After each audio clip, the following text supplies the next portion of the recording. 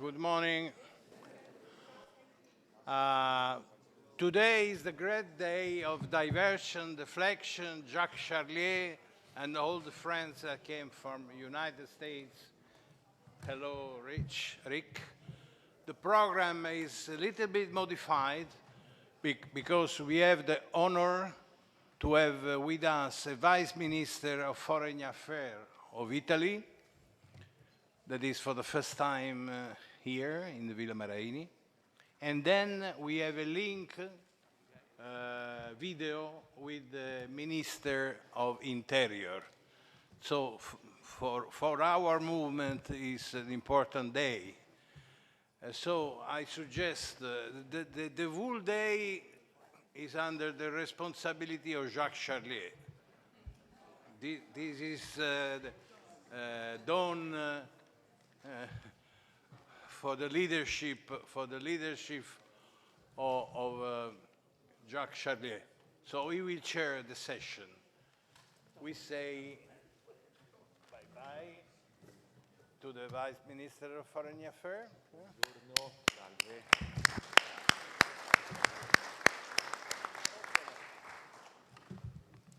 Here we have a representative coming from very far. It's both Red Cross and non-Red Cross. I will leave the chairmanship of the session to Jacques Charlier. Ma ragazzi, l'auricolare serve per... No, ma io mi arrangio, va bene. Sì. No, con le lingue straniere va benissimo. Va bene, okay. So, Jack. Yes.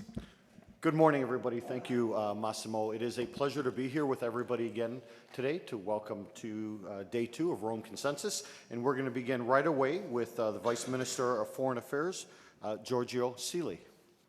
Grazie. Ecco, buongiorno. E allora posso procedere in italiano? Sì. Tranquillamente? Bene, allora grazie mille, grazie davvero dell'invito. Credo fosse un dovere passare da qua a fare un saluto, dare un segnale importantissimo. Come dicevo a chi mi ha preceduto, in genere gli interventi che fa il governo vengano scritti e in maniera forse anche un po' banale. Spesso i membri di governo leggono.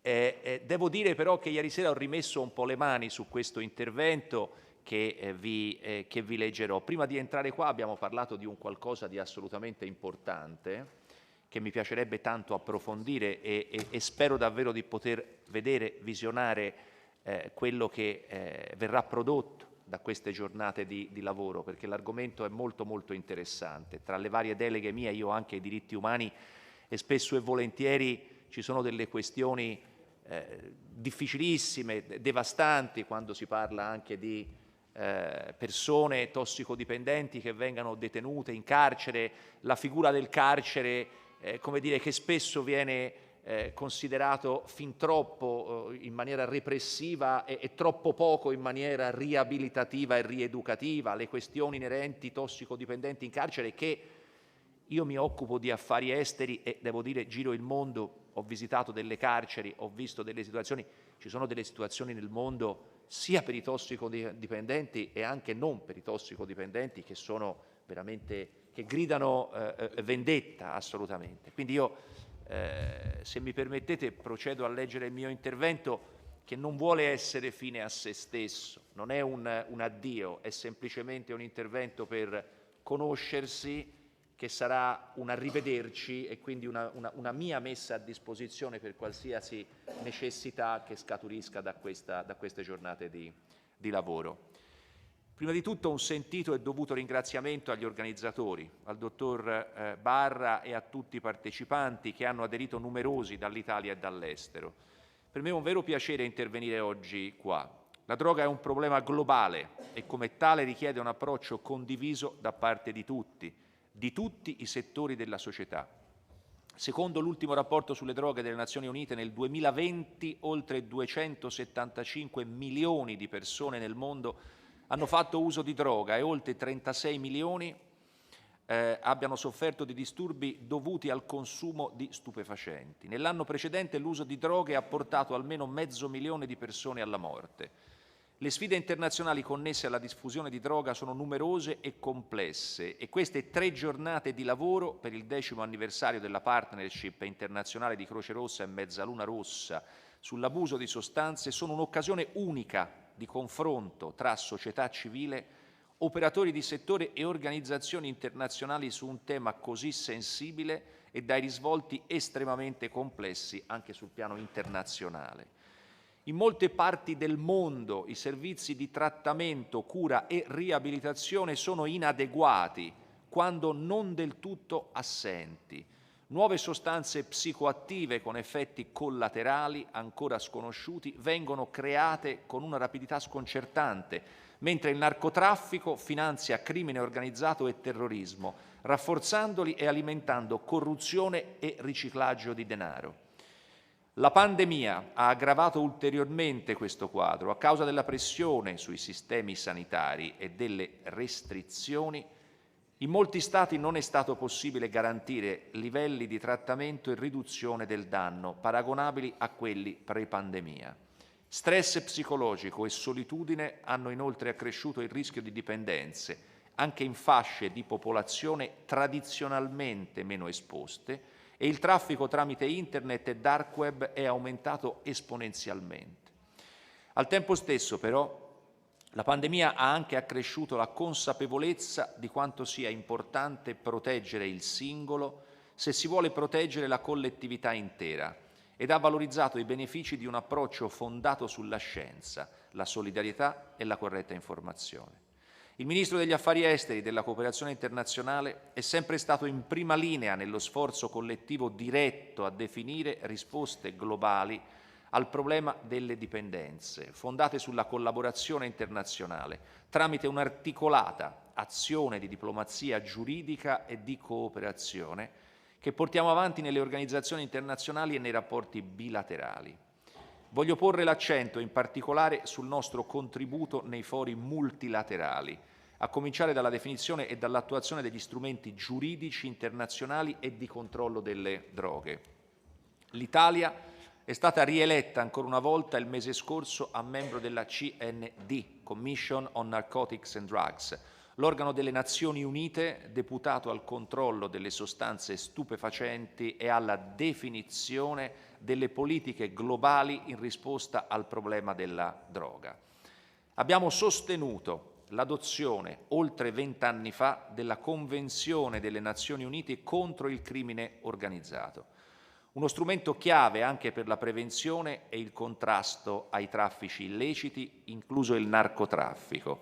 Di recente abbiamo inoltre promosso e finanziato il lancio di un meccanismo di revisione della Convenzione di Palermo per garantirne l'attuazione in questo difficile contesto di sfide in costante evoluzione. Il mondo oggi viaggia a una velocità altissima e dobbiamo sempre essere pronti. La nostra azione internazionale sulle dipendenze è basata, oltre che sul contrasto alla diffusione di stupefacenti e al narcotraffico, su un approccio fondato sempre e costantemente su salute pubblica, prevenzione e tutela dei diritti umani. Sosteniamo da sempre le attività e i programmi dell'Ufficio delle Nazioni Unite sulla droga e il crimine, che è il foro essenziale in cui definire linee guida, promuovere il confronto e la diffusione di buone prassi e rafforzare la cooperazione internazionale. Il nostro impegno è provato anche dalla presidenza, dallo scorso dicembre, del gruppo Pompidou, il gruppo del Consiglio d'Europa per la cooperazione internazionale su droghe e dipendenze. Un altro asse prioritario della nostra azione internazionale, e mi avvio alla conclusione, è il coinvolgimento attivo dei giovani per rendere le nuove generazioni protagoniste delle scelte che incideranno sul loro futuro. Dobbiamo innanzitutto prevenire fenomeni di marginalizzazione ed esclusione. Mentre i conflitti si moltiplicano e i bisogni umanitari continuano a crescere, è importante continuare a lavorare per rafforzare lo spazio umanitario e proteggere i più vulnerabili. Per questo sosteniamo il Comitato internazionale delle società di Croce Rossa e Mezzaluna Rossa e agiamo non solo per fare avanzare il quadro giuridico internazionale, ma anche più concretamente per svolgere un'intensa azione di formazione e assistenza tecnica bilaterale in tutti i settori, dallo Stato di diritto al contrasto al crimine organizzato, alla corruzione e ai traffici illeciti. Permettetemi un'ultima parola sull'Afghanistan, paese che più di ogni altro, con l'85% della produzione mondiale di oppio, è associato al traffico di stupefacenti. Il nostro impegno a questo paese è orientato, tra l'altro, a tornare a sviluppare, non appena le condizioni sul terreno lo consentiranno, una serie di progetti delle Nazioni Unite, tra cui quelli di riconversione delle colture illecite. È qualcosa che abbiamo già fatto in passato e dovremo tornare a farlo. Concludo riaffermando il saldo impegno della Farnesina, del nostro Ministero degli Esteri, nello sforzo collettivo per assicurare la prevenzione e il contrasto della diffusione di droghe. Sono certo che questa conferenza, alla quale auguro pieno successo, fornirà un contributo determinante al conseguimento di questi obiettivi. Concludo veramente dicendo che negli incontri che io faccio con esponenti di altri governi in tanti paesi, soprattutto nel Sud America, nel Centro America, noi mettiamo in moto dei meccanismi importantissimi di cooperazione allo sviluppo che nell'ambito della legge, nell'ambito del potere giudiziario. L'Italia è stata tristemente famosa negli anni passati per la malavita organizzata, per la mafia, per la camorra. Oggi l'Italia è famosa per essere il paese che più di tutti al mondo sa combattere la malavita organizzata, e questo ci viene riconosciuto da tanti Stati con i quali collaboriamo proprio nella direzione di sconfiggere il narcotraffico e di migliorare le condizioni umane di buona parte del mondo. Grazie davvero e grazie per quello che fate, non tanto per l'invito di quest'oggi. Buona giornata.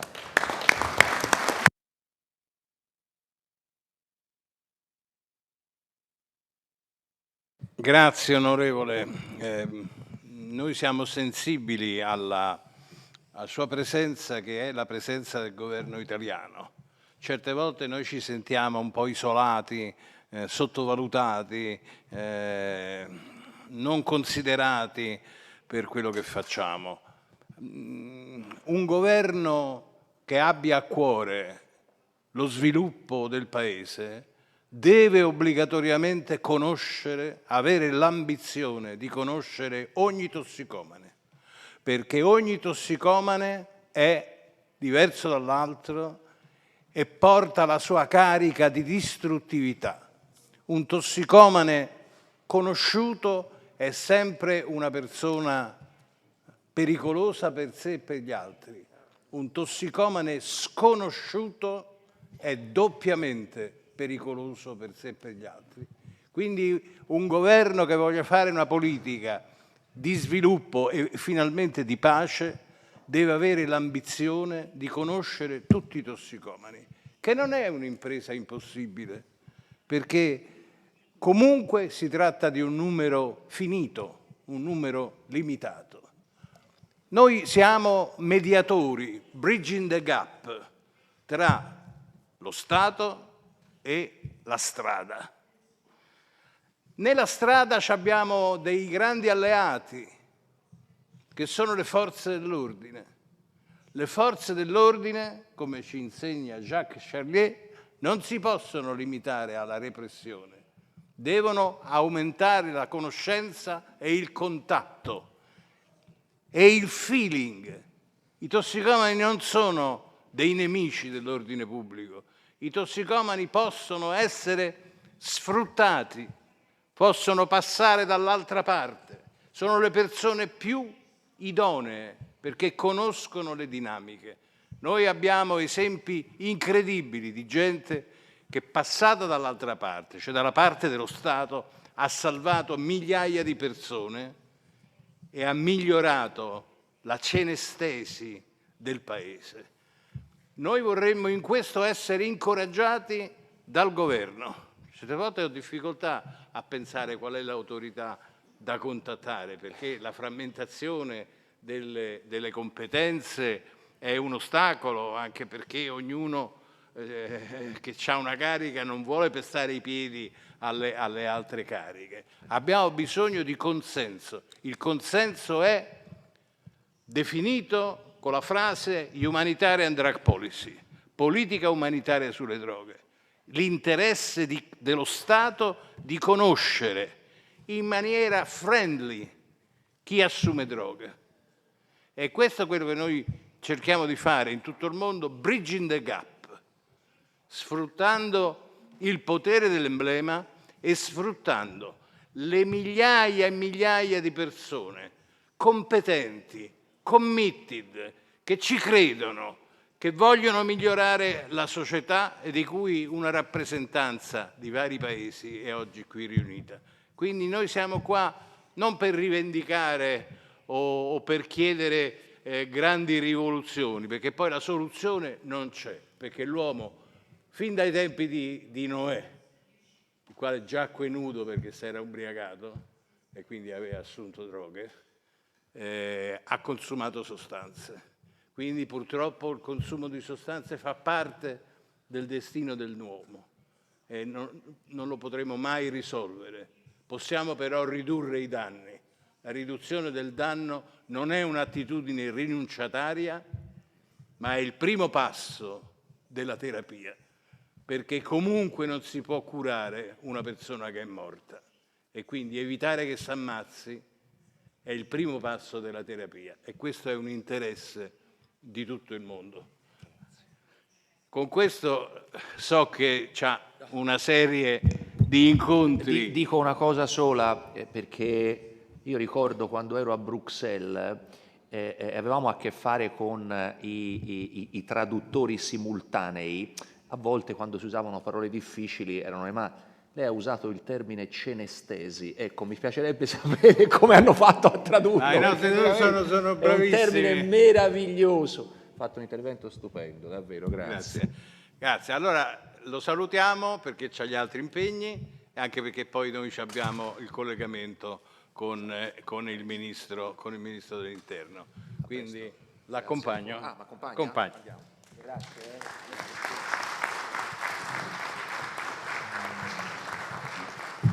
Grazie di cuore, a presto. Grazie.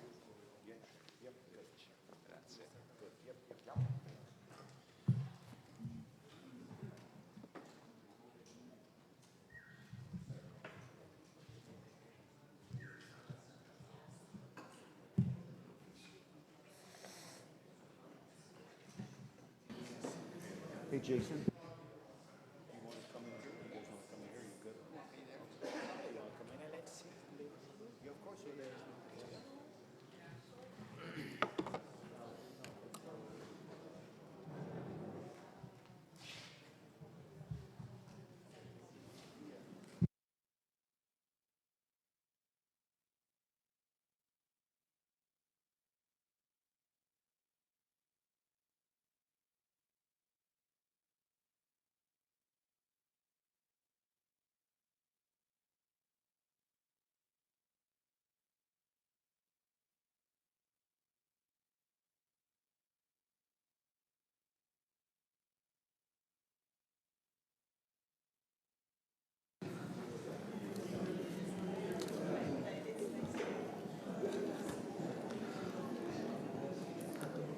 Good morning, everyone.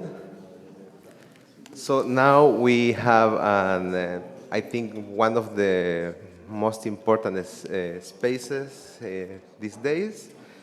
So please get ready to be inspired by our lineup esteemed speakers.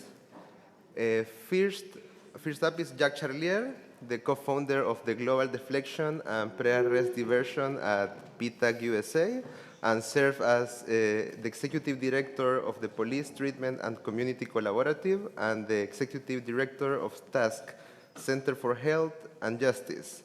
He is a national and international expert in drug crime policy and leads the church at the intersection of public safety, public health, and community. So get ready to hear about deflection and how this is a game changer. Please, Jack. Yep. Thank you, everybody. Get the timer going here. All right. All right, well, good morning. How's everybody doing today? You doing good? Yeah, okay. It's pretty good to start your day with a vice minister giving an introduction, is it not? That's kind of fun to walk into that. But then all of us have to come up to that level, right? We all have to be up there. So we're not vice ministers, but hopefully we say something that is of interest to you and is important to you. Welcome to the Rome Consensus 2.0. We are going to go right through the panel, as Reverend Diaz said, and get going into this. So we each just have a few minutes to speak, and we want to hear from the floor after that. So everybody here will get a chance during this panel to add comments, to say what they would like to say, to discuss with us, all the panelists, the items that we are discussing. So be ready. You're not going to listen for 90 minutes. I want you to be ready to discuss, to ask a question, and to have a conversation. Is that good? Okay, all right. So my role here, Reverend Diaz introduced me, so my role here is to first give you a new word, and that new word, or the way we use it, is a word called deflection. Deflection is a movement, a new global movement that is part of the work of the Rome Consensus 2. And I want you, after today's session, that when we tell you what deflection means, we want you to start using this word because it's matter. Words have power. Words help us define new places and new spaces and new ways of thinking and acting. So what is this thing called deflection, and what does it have to do at all with anything that we are talking about? So deflection, the global movement and a field and practice, says this very simply, and there's many ways to define deflection, right? But here's the most simple way to understand it, especially in relation to people who use drugs, their families, the children, and the communities in which they live, which is to say the communities in which we live. What if we could get to people early and not wait for a crisis, an overdose, an arrest, or a situation? What if we could do that and do something for a person so that our encounters with them would be at a place and a space and a time when their addiction, and I'm going to just talk about it from the addiction standpoint, that you could apply this to many other issues. What if we could get to them at a time and a place and a space where their addiction maybe was not there yet, but the early signs of problems are emerging? How many of you, raise your hands, would like to be able to meet people who might in the future end up using drugs in a way that gets them addicted, in French, la dépendance? What if we could do that? Raise your hands if you think that would be a good idea. Okay, I know we got the translation. Yep, we got the delay because of translation. All your hands should go up if you're paying attention to Jack. If you're not paying attention to Jack, just raise your hand anyway, and I will be happy. Yes, all right?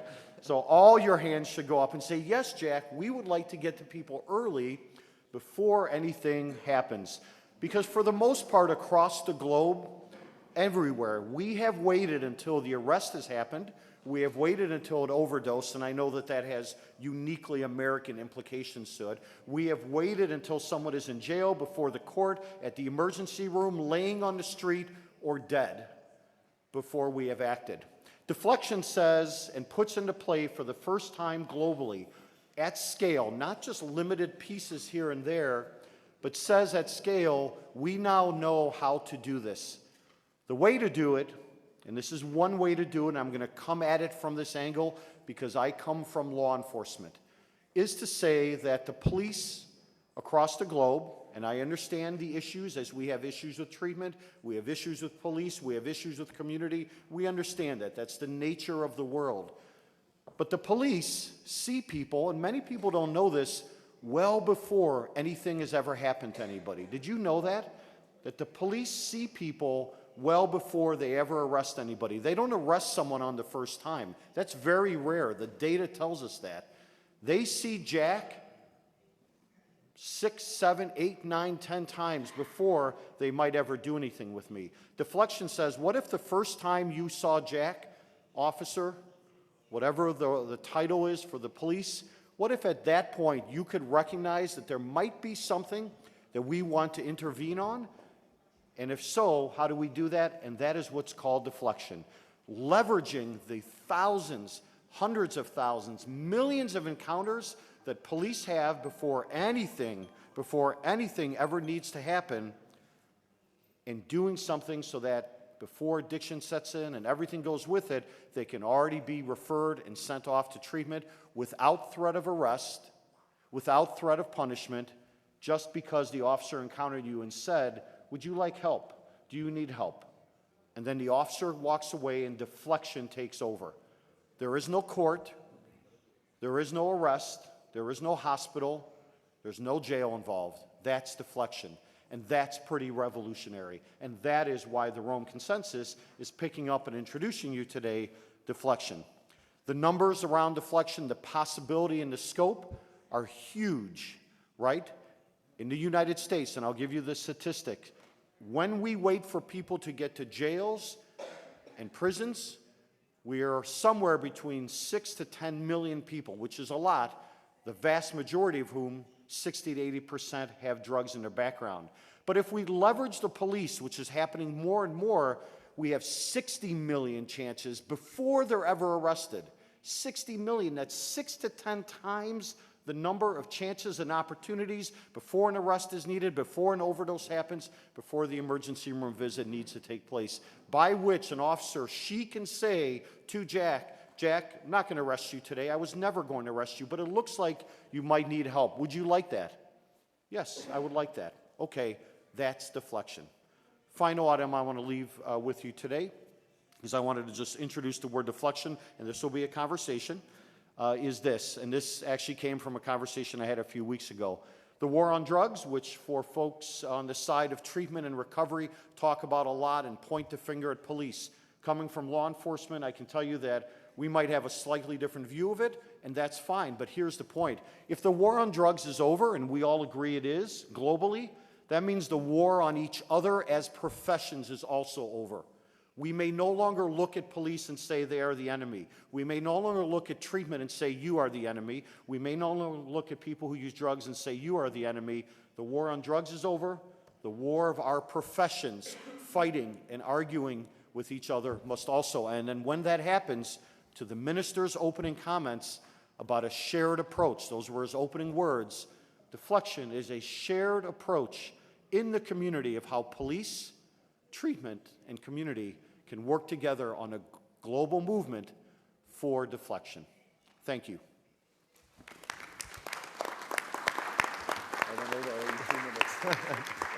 Thank you, Jack, for paving the way towards restoring the trust between community and law enforcement, because this is really important, and more in the territories where the drug trafficking organizations control. So it's important to see this kind of way to restore the trust, because also the law enforcement are part of our communities. So we have next Jason Q, who will share in the UK deflection experience.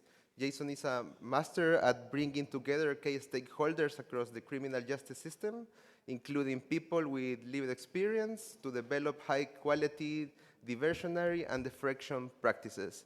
The floor is yours. Thank you. Grazie. Buongiorno. That's good morning, very poor Italian. I'm Jason Q. I'm a former Detective Chief Inspector with Thames Valley Police, and I worked with the Home Office in the UK as the South East Heroin and Crack Action Area Coordinator. My role, when I joined the police, I thought I had to enforce the law. That was my principal aim. So I learned the law very quickly and then became a bit like RoboCop. Had to arrest people. I thought my job was to do that. Quite quickly, I understood that addiction affected every single corner of society. You quickly learn, you think when you join the police that you're doing right by arresting people. You think that your job is to enforce, and then the pathways that follow, court, treatment, enforced treatment, they're the defined, effective way. But that's untrue. Very quickly you learn that enforcement actually becomes more harmful than the drug itself. Policing can cause intolerable damage to people who are most stigmatized and marginalized in our community. What policing can do, though, is become the largest outreach network throughout the world. There are millions, hundreds of thousands of police officers across the world who can become that outreach network, and Deflection provides that opportunity. Within the UK, we have Diversion. It's a mechanism within the current legal framework that enables someone found with drugs to be diverted without an arrest, without an interview, and without even an admission of guilt. It changes the concept of policing and that interaction with an individual found with drugs into a positive health outcome. It's a conversation. When policing needs, across the world, a re-image because of public trust and confidence and legitimacy, policing now needs this opportunity to deflect people away from the criminal justice system, as Jack mentioned, at the earliest opportunity, way before diversion even. It's about bringing people together, experts together. Within this room, we could all, here and now, create the perfect deflection program. We could. We're all professionals that can do that together. This afternoon, we would have an end result that would have a positive impact on hundreds of thousands of people. And that's what we need to do. We need to work together. Police need your help, and you need the police's help.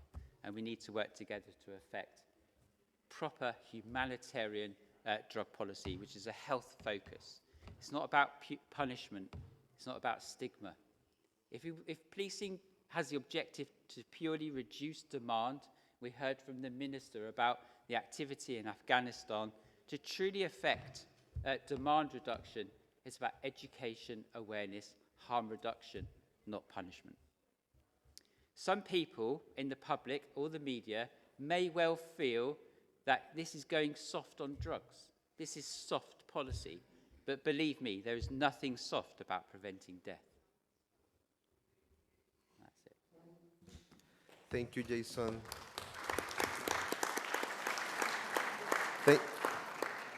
Thank you for... Yes, Mr. Chair. please. We are waiting to meet virtually the Minister of Interior of Italy. There is a link. We must wait the good moment. The good moment is arrived. So we stop the discussion and then we take again when the link that will be brief will be over. So can we have... Attendiamo che il Ministro si colleghi, non appena è collegato lo mandiamo sugli schermi così lo vedete e potete dargli il benvenuto. Ah, quindi continuiamo la sessione? Sì, penso... Per il momento sì, perché dalla segreteria ci dicono che dobbiamo ancora attendere qualche minuto. Uh-huh. We have a link with the Secretariat of Minister, so he is not there yet, so we can go on, and we stop when Minister is ready, okay? Okay. No problem? No problem. No problem, okay. So thank you, Jason, for your contribution toward optimizing the use of public resources and reviving the social fabric in the communities that is really necessary. Now we have Joanna Travis-Robert, CEO of ISUP International, is a leader in treatment partnering with police. With her expertise in research, communications, and prevention implementation projects, she ensures effective operation and adherence. So please, Joanna, the floor is yours. Thank you, Martin. Good morning, everybody.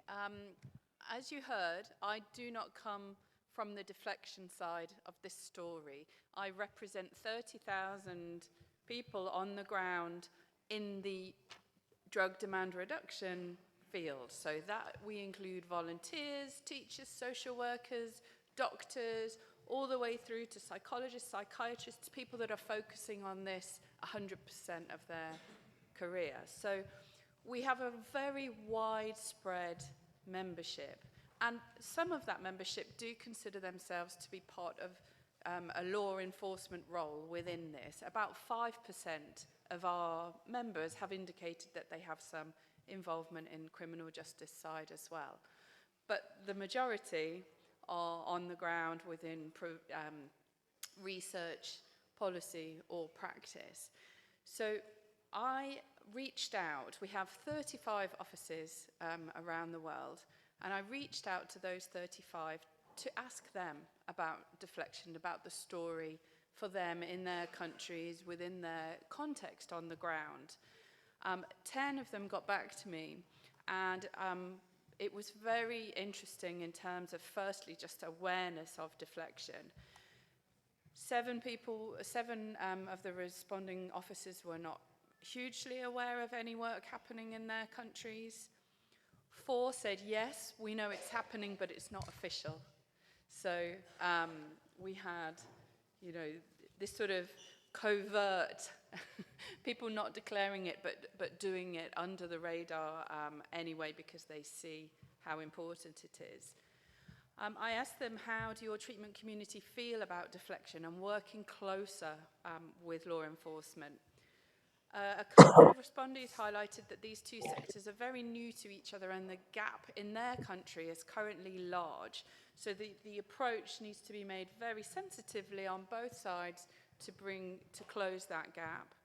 In another country, it was highlighted that deflection would be welcome because the diversion systems in place were slow. You want me to pause? No problem. Sorry. No, it's fine. Sorry to break. Ministro? Buongiorno. Ci sente? Siamo collegati? Sì, sì. Grazie per partecipare. Grazie a lei, grazie a lei. A questo incontro. Oggi è un incontro dedicato ai rapporti tra le forze dell'ordine e i tossicomani, partendo dal presupposto che un tossicomane è sempre una persona pericolosa per sé e per gli altri, ma un tossicomane sconosciuto è doppiamente pericoloso. Quindi lo Stato ha il dovere di incontrare, conoscere e trattare in maniera umana tutti i tossicomani, che non è una cosa impossibile per uno Stato importante come l'Italia.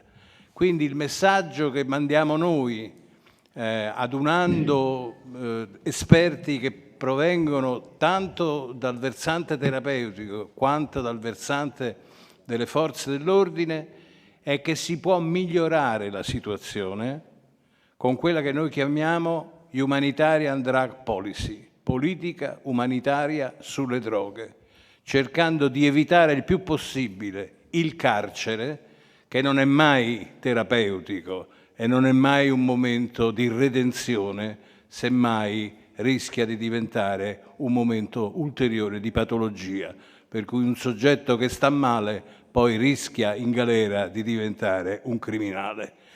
Noi siamo qui da 27 paesi, tutte persone accomunate dalla fede nella politica umanitaria sulle droghe, che vuol dire rendere facile l'accesso dei tossicomani ai servizi di cura e che vuol dire prepararsi a un lungo cammino della terapia che dura almeno 12 anni.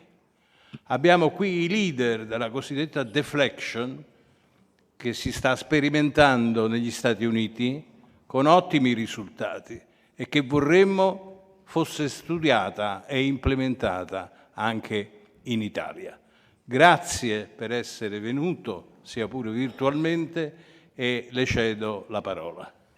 Grazie a lei, onorevole Barra, grazie davvero. Io mi scuso per non essere potuto intervenire personalmente, purtroppo gli impegni stringenti, insomma, quindi ho preferito capitalizzare, anche eliminare i passaggi proprio di trasferimenti e quindi poi riuscire ad assicurare pure che la mia presenza, che è un grande onore, una grande opportunità per me, pur con questa formula del collegamento a distanza. Guardi, le dipendenze da sostanze stupefacenti sono uno dei maggiori problemi sociali e sanitari, diciamo, dell'epoca moderna. È un fenomeno che non è mai venuto meno, si è trasformato nel tempo, assumendo delle nuove, delle più insidiose forme di penetrazione, come è stato accennato.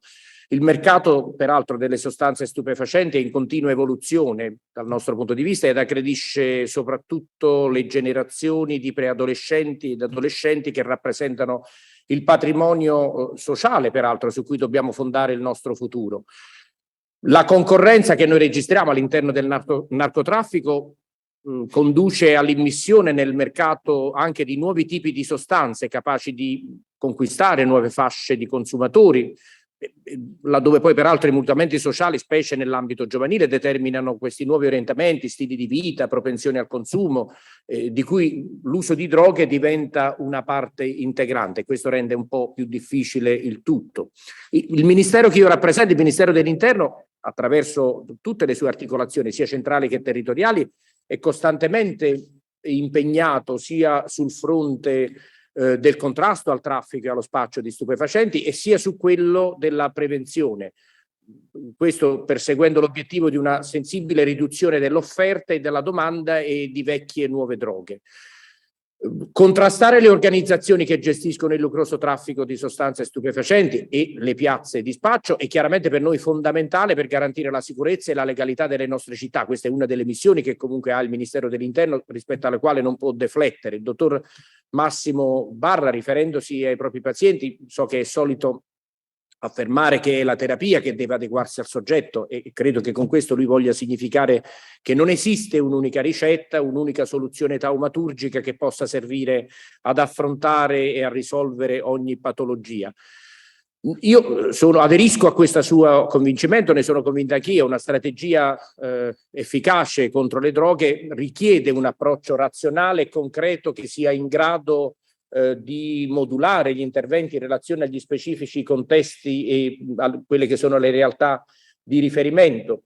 Nello stesso tempo e allo stesso modo un fenomeno di tale complessità, di tale enormità per i suoi riflessi che ha pure sul piano criminale, sociale e sanitario. Ecco, per quanto riguarda il piano criminale, lo sottolineo in un contesto come quello di un convegno di questo di oggi, e per noi comunque importante come Ministero dell'Interno doverlo sempre affrontare. E dicevo, quindi un fenomeno di tale complessità come quello della diffusione di sostanze stupefacenti ci impone comunque una coralità di interventi da parte delle istituzioni e delle organizzazioni della società civile.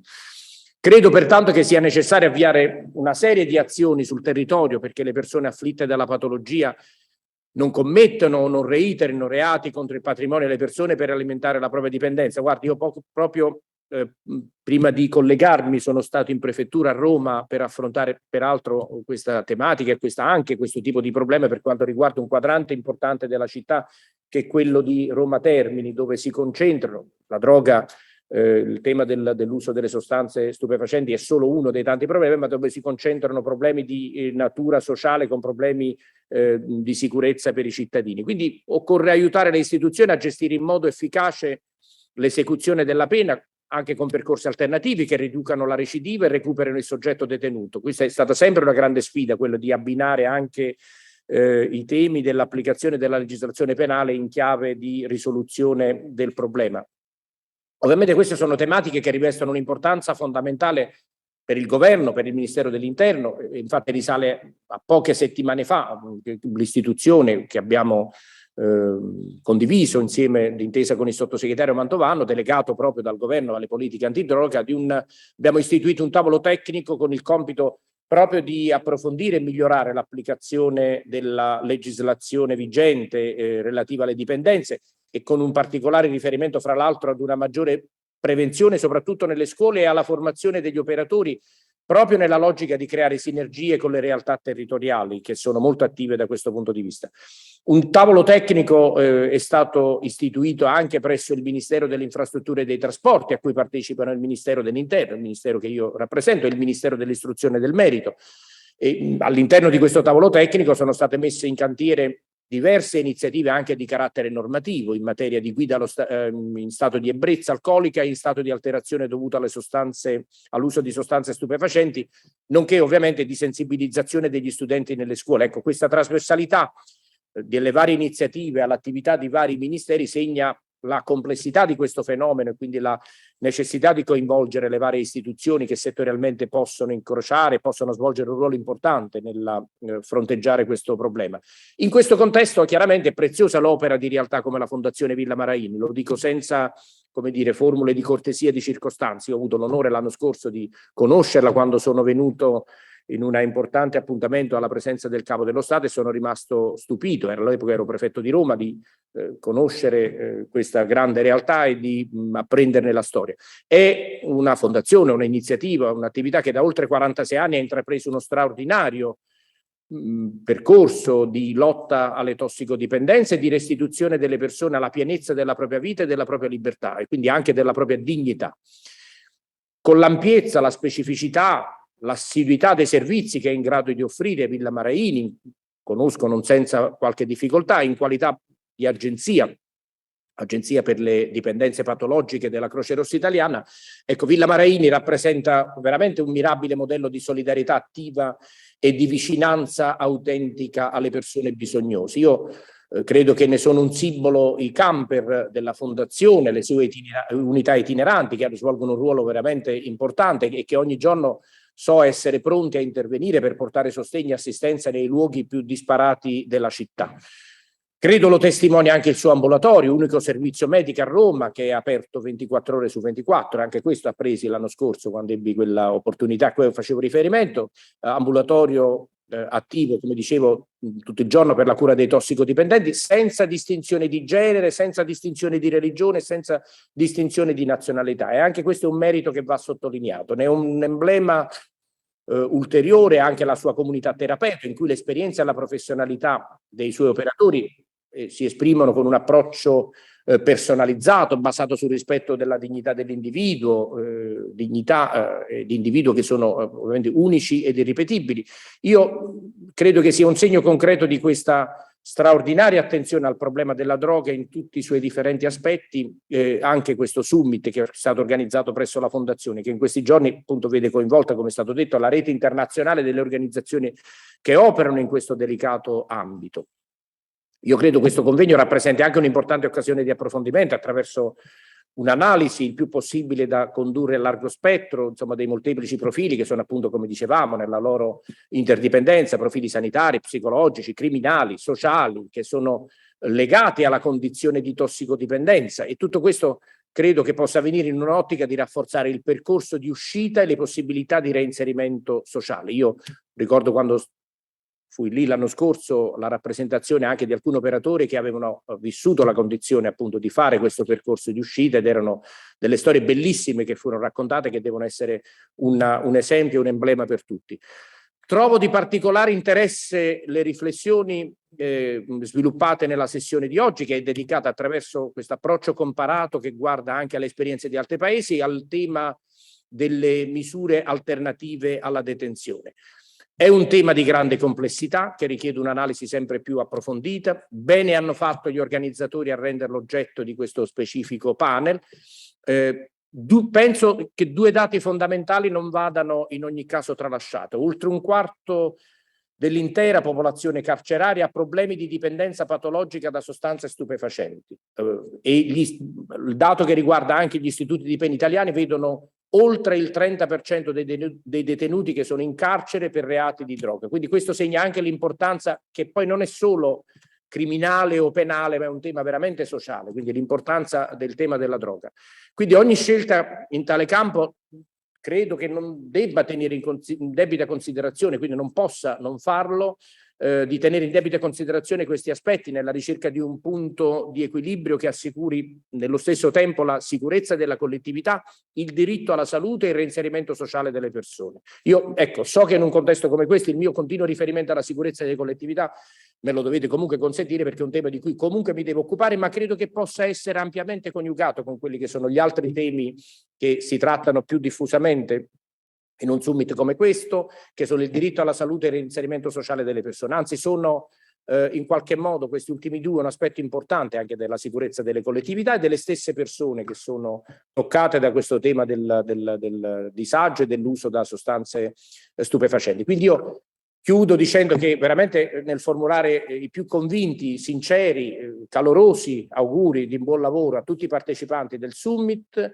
io veramente esprimo l'auspicio che dal confronto che avete oggi, dallo scambio di esperienze, delle buone pratiche che possano scaturire proposte di soluzioni ed interventi finalizzati ad una sempre maggiore e sempre più efficace azione di prevenzione, di contrasto e di cura delle tossicodipendenze. Ritenete da questo punto di vista il Ministero dell'Interno sempre al vostro fianco.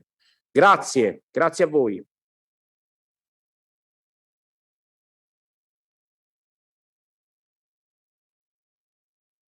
Siamo noi che la ringraziamo, primo per aver accettato di partecipare al nostro incontro, ma soprattutto per le parole che ha detto, alle quali non si può aggiungere altro. Quindi la ringraziamo e la salutiamo. Grazie, Ministro. Grazie a voi e buon lavoro, grazie, grazie molto.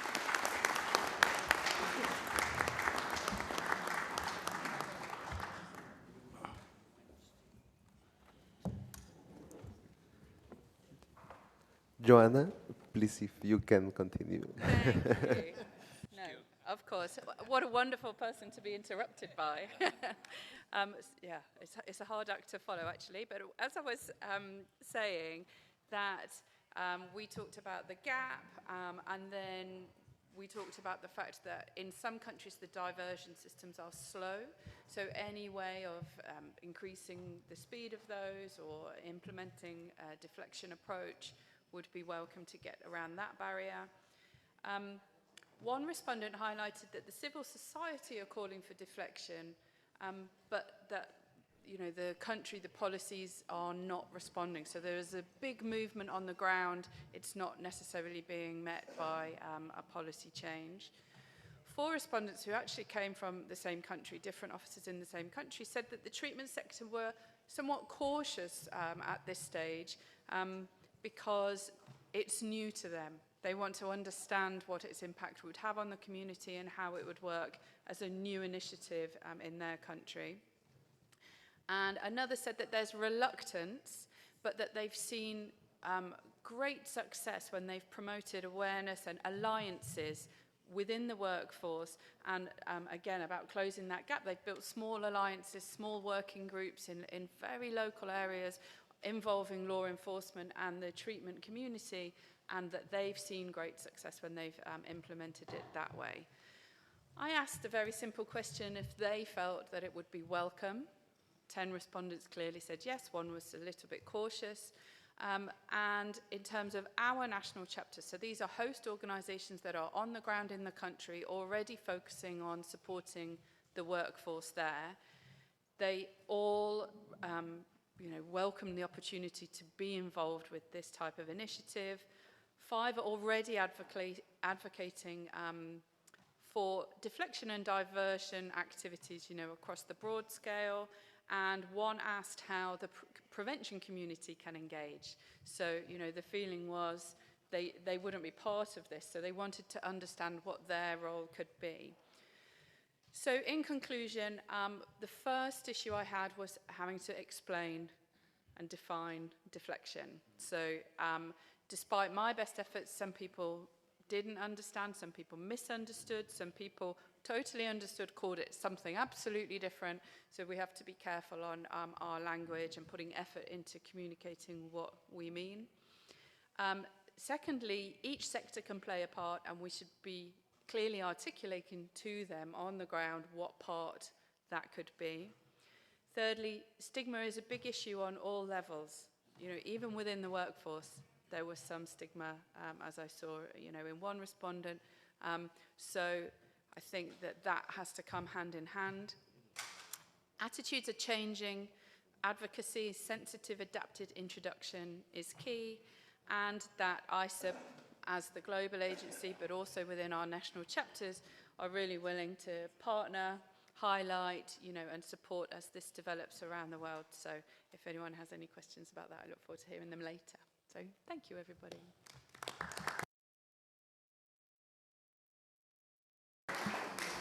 Thank you, Joanna, for showing us why it's important the education in this process and have a specific concept. And now we have Dr. Yvonne Orlando, Director of Public Education, Advocacy, Counseling and Rehabilitation at NACADA in Kenya, brings close to 15 years of consolidated experience in substance use prevention and management. She will be sharing her expertise on treatment and criminal justice system. Please, the floor is yours. Thank you. Good morning. So I'll be sharing the case of Kenya on the alternative to incarceration. We do not still call it deflection. Now, we have been privileged to be trained by UNODC. They brought together stakeholders in the field, and the leading team is NACADA. Now, NACADA is a government agency. We are under the Ministry of Interior. We are the ones mandated with issues of demand reduction and supply suppression. We also have the task of coordinating all government agencies, ministries, and departments, and any stakeholder in the country who is in the field of prevention or treatment. Now, under the participating agencies on the alternative to incarceration, apart from NACADA, we have the civil society organizations. And this is because most of the programs for harm reductions, particularly the methadone programs, are run by civil societies. Most of the rehabilitation programs are private sector, and this is also run by civil society and other NGOs. We brought together the criminal justice system agencies. We have the National Council and Administration of Justice. And under this, we have the Court Users Committee, who actually have the powers to convince the court to change a decision they've made. We have the Judiciary, Office of the Director of Public Prosecution, National Police Service. Under this, you have the Kenya Police, you have the Administration Police, and Directorate of Criminal Investigation. We also have Probation and Aftercare Services, and the Kenya Prison Service. The change we've seen so far is initially some of our clients, when they were found with their needles that they've received from the needle exchange program, they'd actually be arrested. But once the programs were sort of cemented and now our clients have an ID, what happens is when they're found on the streets, either they're injecting or they're in possession of the needles, they're taken to the nearest drop-in center. The clients say, yes, they are slapped here and there, but they are lucky they are not sent to a prison or a remand station. We also have the healthcare. Under this, you have the Ministry of Health. We have NASCOP, which is our national agency that deals with issues of HIV and other syndemic diseases.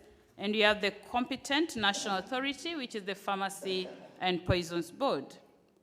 So far, through UNODC, we've had 3 targeted workshops.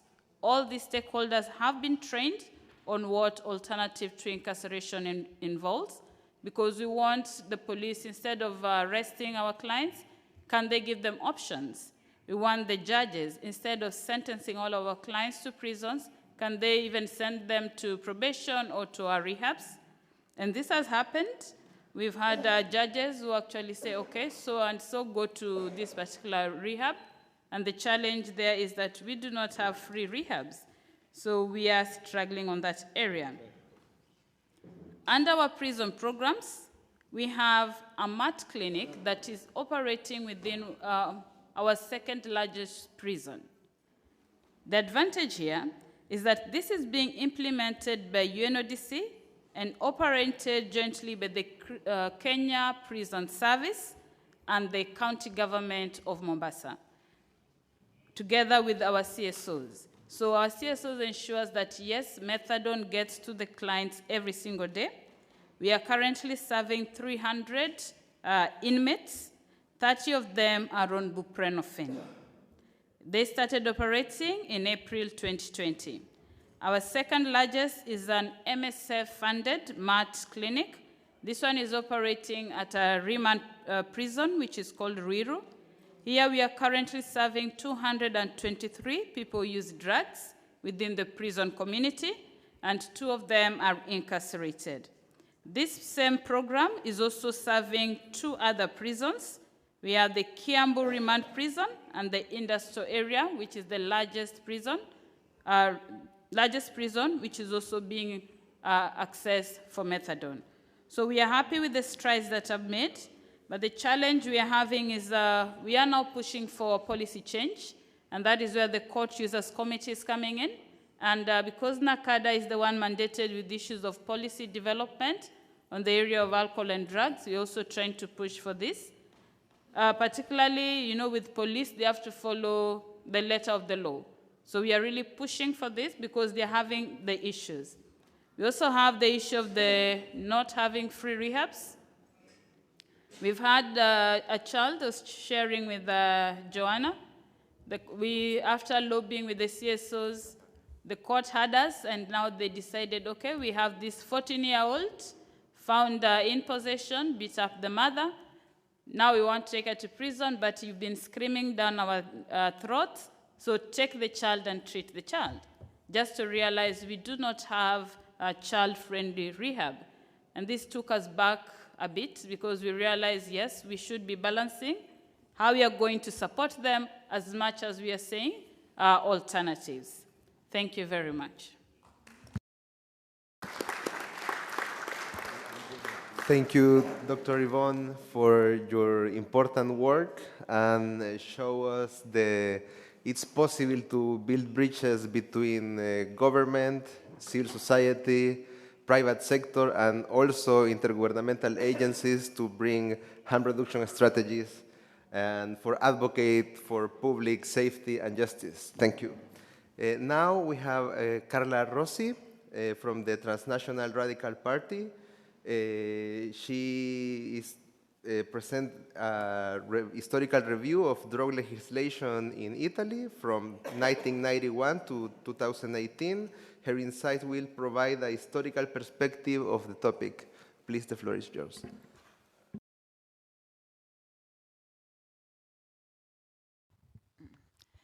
Ok. Ho deciso di parlare italiano anche se le slide sono in inglese.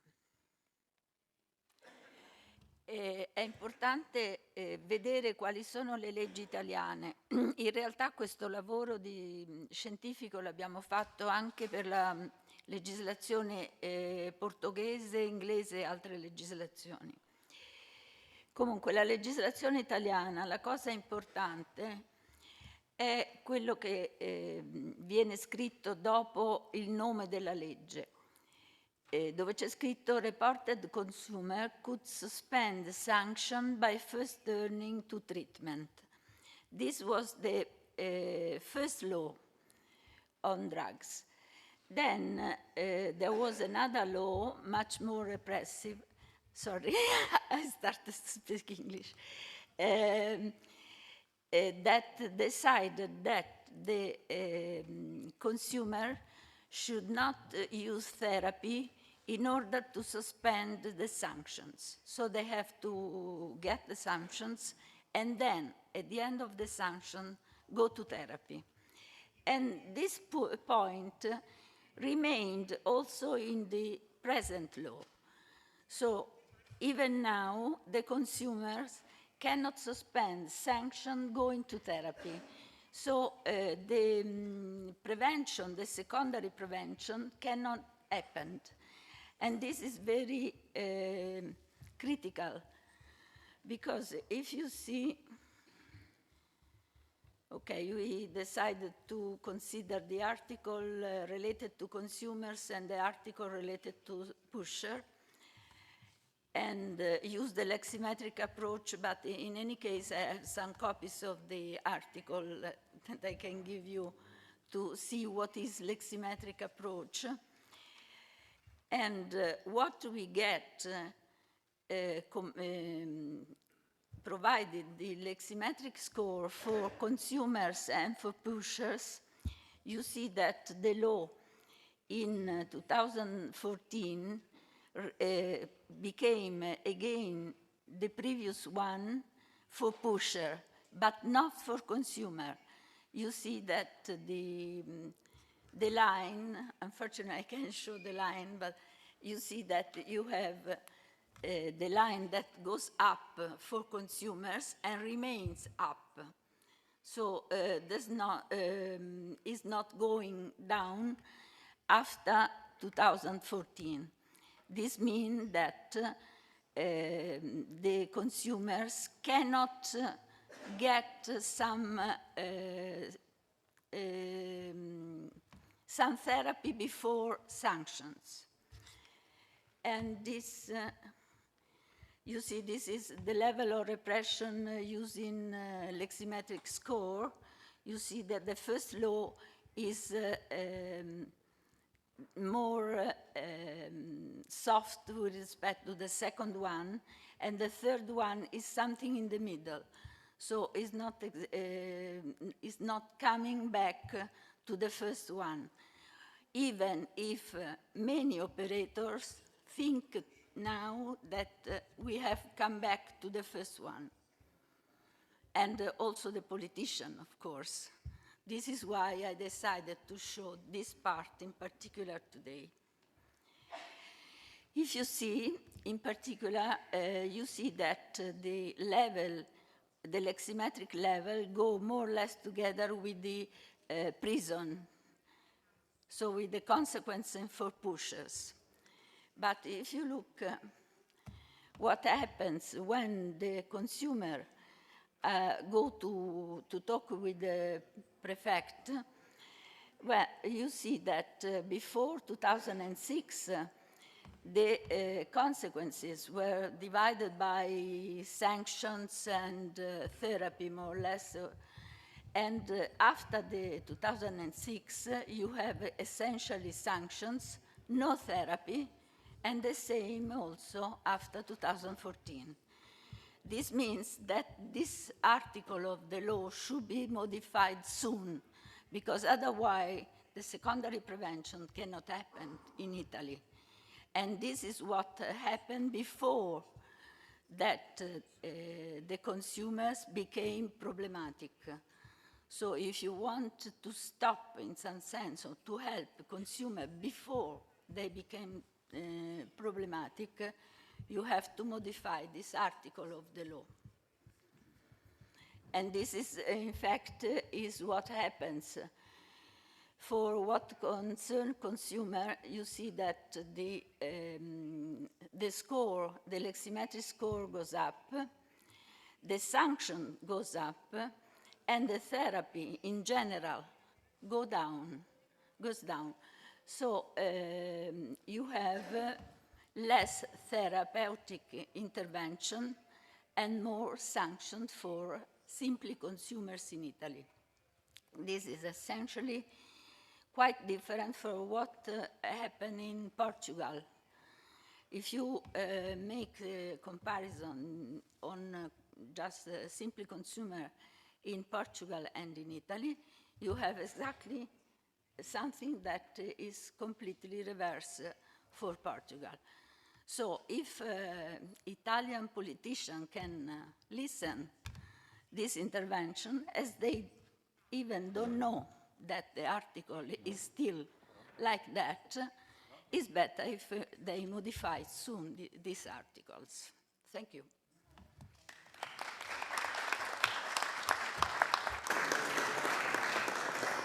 Thank you, Carla, for your fascinating review on the Italian drug policy. Now we have Zaved Mahmoud from the Office of the United Nations High Commission for Human Rights, shared human rights perspectives on the topic. He has been representing the Office of the United Nations Commission on Narcotic Drugs since 2017. Zaved, the floor is yours. I have a PowerPoint presentation. Yes. We can go to the next. Let me tell you something. Yes, thank you. Is there any other microphone open, or you can hear me well? Yeah, thank you. First of all, good morning to everyone, and thanks for inviting me to discuss in this session. Let me briefly mention how I'm going to make my presentation. The topic of this morning session, alternative to incarceration.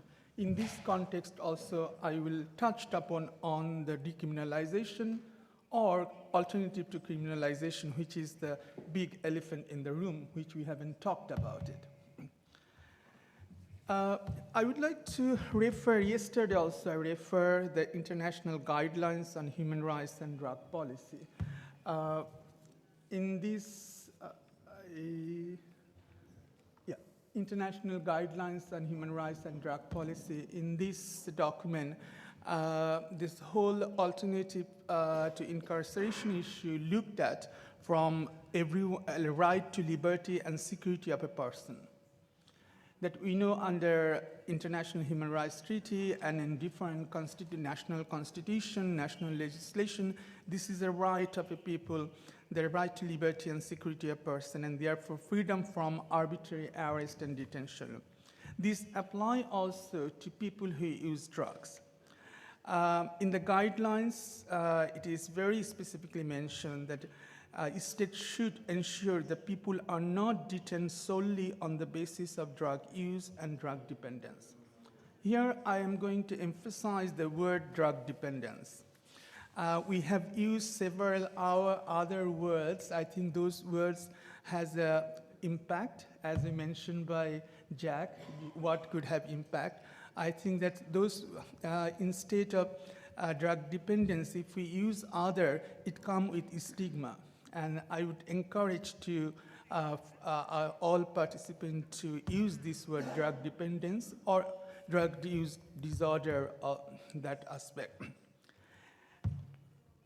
In the guidelines also, there are few alternative to incarceration has been mentioned, particularly the application of non-custodial measures.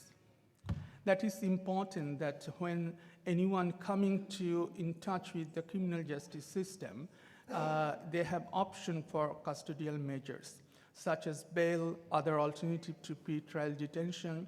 Why I am talking about this one? Because we know in the world, large number of people who use drugs under pre-trial detention, and which goes against the Sustainable Development Goal, one of the indicator to reducing the pre-trial detention in the prison.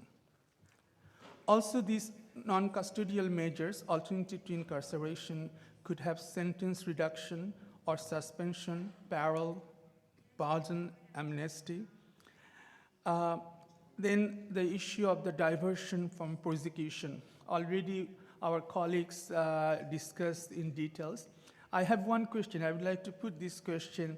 What is the division between diversion and deflection? I had a one-to-one discussion with Jack on this issue. Yes, in some country, the court, particularly drug courts, they are using diversion, that one.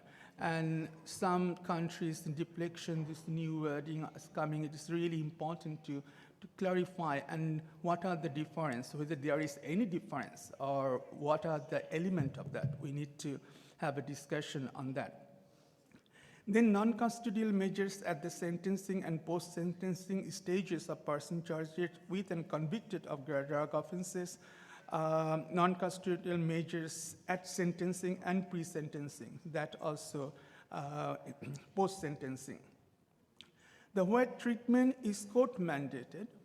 We discussed this issue. Our colleague from Kenya mentioned about the court sometimes offering the treatment.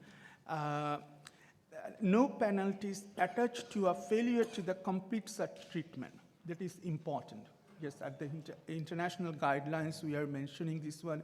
In some time, we have seen that courts provided or just sentenced to some treatment or ruling some treatment, but people who use drug doesn't want to continue that.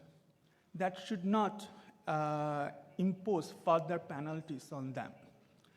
That one. Also, this issue I have, that what would happen if someone refused to continue the deflection program? Because yesterday I was mentioning any treatment or harm reduction services, everything should be on voluntary basis with consent. if someone just refused to continue, what would be the consequences? Whether we should, in the guidelines and in the human rights jurisprudence, we are always saying that that should not be the case, that penalties coming back, that one. Then the treatment for drug dependence as an alternative to incarceration is undertaken only with informed consent and where medically indicated. This is also important. Yesterday I mentioned evidence-based, but where medically indicated. We have noticed, we did one study on the drug courts in many countries in the global north and some cases on the global south. We have seen that without medical professional presence, court providing ruling for treatment, without individual assessment. So that capacity, where the court has the capacity or whoever is involved in the deflection, whether they have the medical capacity, medical expertise, or individual assessment of that particular person who is in front of them, that would be very important aspect to note. Let me turn to the criminalization. We are talking about, colleagues mentioned that sometimes it is happening in a covert way because of it is criminal offense in that particular country or particular context. And this criminalization aspect has been very much, we have seen that it is hindrance to access to treatment, also harm reduction and block access to control medication needed for the palliative care as well, and lead to overcrowding and increased transmission of blood-borne diseases in prisons and other closed settings. So the whole criminalization, UNAIDS, WHO, World Health Organization, Human Rights Office, UNODC, UNDP, and many other UN agencies did a research and found that this is one of the key hindrances to providing treatment to the people, whether through the diversion or through the deflection. So we need to address this issue. Evidence, several UN treaty bodies which monitor the international human rights treaties, which is ratified by almost all countries in the world, particularly I'm talking about economic, social, cultural rights treaties, which include the right to health, and also CRC, Committee on Right to Child, and Human Rights Committee. All of them express or recommended to government to go for decriminalization. But decriminalization, it is not from the human rights perspective as well. If we very carefully look at the three drug convention, I put it, sorry, three drug convention, if we look at very carefully, it allows alternative to criminalization for minor offenses, including measures such as education, rehabilitation, social integration, and treatment, and other issues. It is allowed within the convention, and we can discuss further on that issue, and we know that several countries has opted that. Currently, more than 30 jurisdictions. Jamie, please correct me if I'm wrong. More than 30 jurisdictions has decriminalized personal use for drug offenses. And result, which we have seen that reduction of HIV or other blood-borne diseases, reduction of death related to the drug use, even reduction of use by the youth. Just this is the evidence we have. So I think that we need to encourage our governments, our allies, to how to decriminalization could help to address the health issue or even overall drug situation. That would be really important. I would like to give you one very recently, just 8th of March, there is a one, 8th of March, there is a one principle came out on the human rights-based approach to criminal law. And in this document, it is by International Commission of Jurists, supported by UN agencies. And one principle number 20, talking about drug use, possession, purchase, and cultivation of drugs for personal use. and what needs to be done. I will not take too much time. Oh, I'm trying to go. I have a little short video after this one. I would like to show you one poster which we have produced a few years back. Possibly some of you have seen that one. People who use drugs do not lose their human rights. In that context, we are also 9 specific human rights issues mentioned. First one is the decriminalization and also alternative incarceration and other issues. With that note, I would like to show you a small video, 2 minutes video on the arbitrary detention based on the report produced by the UN Working Group on Arbitrary. It starts with an interview of one transgender person from Mexico and how she suffered for decriminalization and arbitrary detention. Please video now.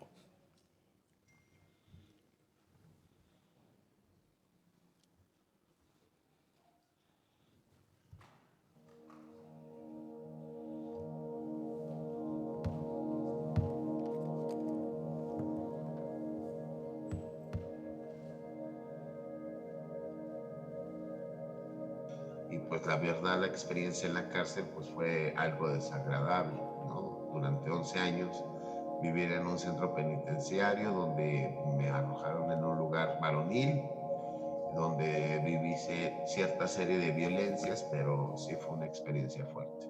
Pues yo considero que debería de haber alternativas de prisión y que el tema de adicciones o de sustancias psicoadictivas es un tema de salud. Sin embargo, eso se criminaliza en el país y lo único que hace el Estado es meterte a centros penitenciarios sin atender la problemática o el verdadero problema que son el consumo de sustancias.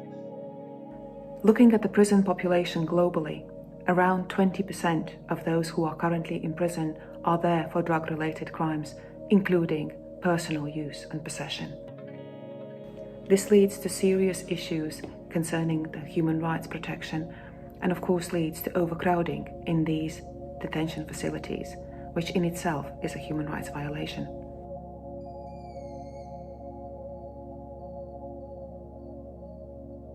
What's really needed is for the global community to really understand that drug use is a complex medical and public health problem and should be dealt with within the health and public health system rather than the criminal justice system.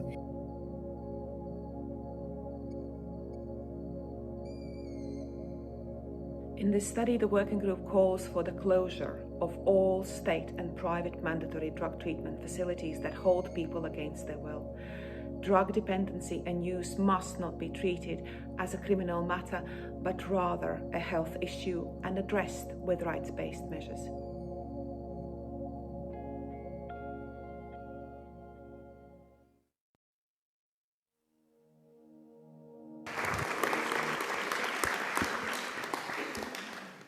Thank you very much, Saved, for reminding us the importance and the crucial role of human rights in shaping drug policy.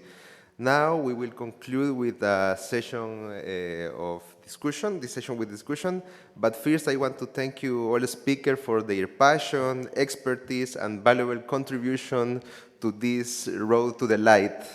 And also, thank you, Saved, for start the conversation with your questions. So, Jack, please, if you can answer. Sure.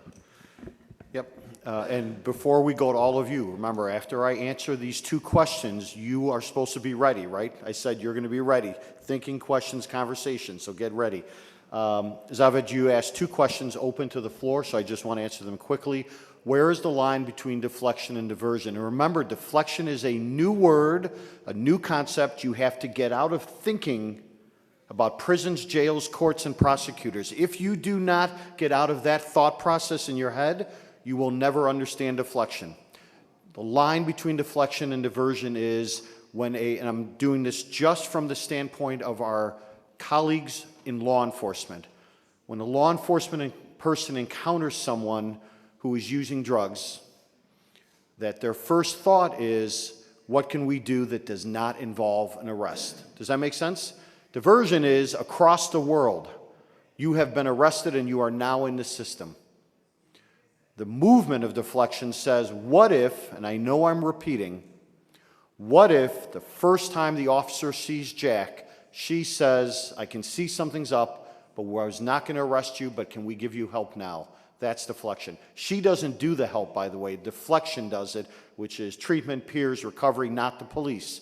The police have better things to do than deal with people who use drugs. So first answer, where is the line? Generally, the easiest way to think about it is, was there an arrest? No, that's deflection. Don't use the word diversion for that because you'll be stuck thinking about courts, prisons, jails.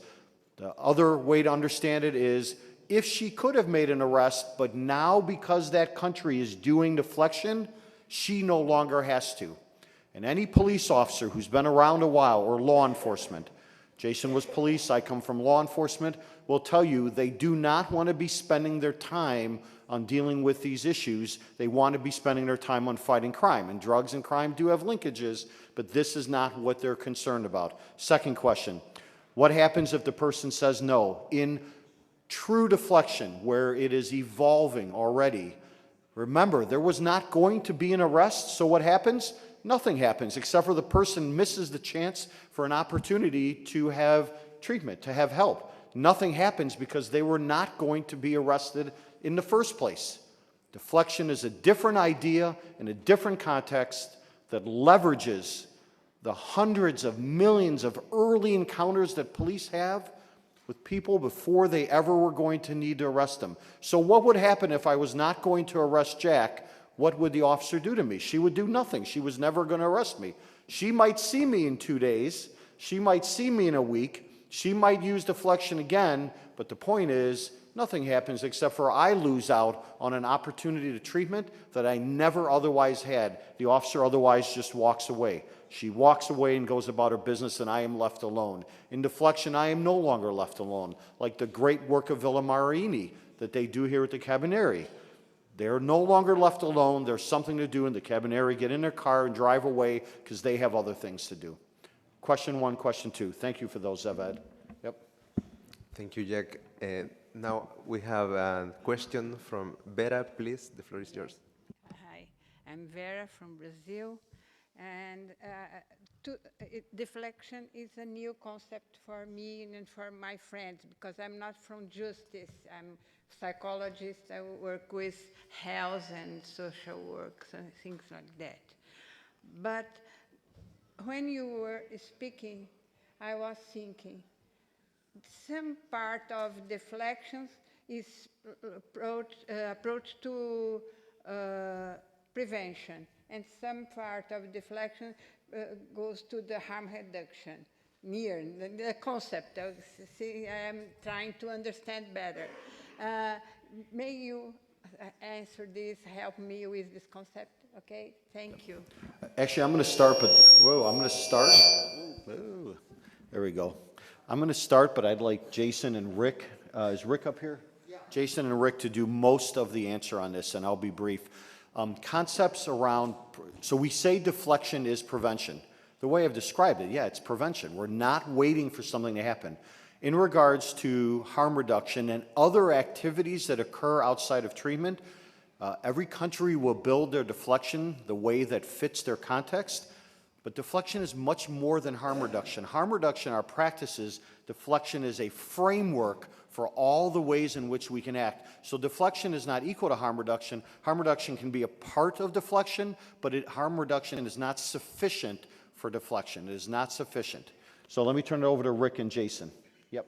So you make a great point, actually. So in the UK context, clearly we all have our different processes and pathways and also services. What we try to do is to reach a person either at a crisis point and actually send the right response to that incident. So in the case of mental health, police may well be there as a vehicle, but that's it. And the actual mental health worker takes over and deals with it appropriately. The situations are quite wide to give too many examples to, to clarify that precisely, but in principle terms, it could be that a school child is found in possession of drugs at school. The school will want to take punitive action and exclude or expel that child from school. What deflection does is brings the drug service, young people's drug service, into school to provide the education and awareness. Police aren't involved in that at all. No police footprint at all. The same applies in universities. Same principle. The university may well want to expel a student from the university for possessing or smoking drugs on the campus. The university then can involve education awareness. It might be that a police officer finds an individual injecting heroin and crack on the street. The right response might be that that person needs more help with homelessness and food and health than any kind of treatment. They may not be ready for treatment. It's about actually being trauma-informed to understand what that person's needs are and give them that opportunity for help at the first stage. But police are nowhere to be seen in any of those examples, whereas before they would have been. They would have been the gateway. All those individuals would have ended up in custody at some point. We can then bring the CSOs much further forward in those response. And if it involves co-response, then so be it. But the police must take a huge step back and let the professional deal. Yeah, the only thing I would add to that is that when deflection really got going about... Sorry, Rick, the microphone, please. It's on. Hello? Okay. So when deflection really got going in America about 6 years ago, probably 90% of the engagements were led by law enforcement. That number has dropped rapidly down to closer to 65% now, and we now use the term co-responders. Co-responders can be EMT, emergency personnel, social workers, school folks, et cetera. So we're looking at a much broader based spectrum of engagement, and as Jason said, quite often law enforcement is not involved. The other thing I would advocate for is that I find the term early client engagement to be much more useful than harm reduction. Because the reality is that's what it is. It's early client engagement. And if we talk about a full continuum of services, early client engagement fits much better than this nebulous term harm reduction, which means 95 different things to 94 different people. Thank you. We have another question there. David, please. Thanks, Martin. Two small questions. Well, as part of the Rome Consensus from the Nomad Institute, we have been discussing with Jack the topic of deflection for a long time. And one of the questions that we have, for example, is the translation to other languages about the concept of deflection. For example, in Spanish, it has another connotation, the word. So it could be interesting if you can comment on that, or also maybe in the panel, could be interesting how we can understand this content, so to find another translation, for example, for the Latin languages. But my big question, especially for Jack, if we can talk or you can share about evidence-based models or practices based on deflections. If we can talk, if you can discuss any experience or practices that maybe could be relevant for that. Thanks. Yep, and thank you for the question. So the word deflection is in English. I'd like to say American, but that's different than my British friends down there, is in English. And whatever language you speak, so I speak French, la déviation, that's the word translated deflection right into French. Whether that's a good word or not, I don't care.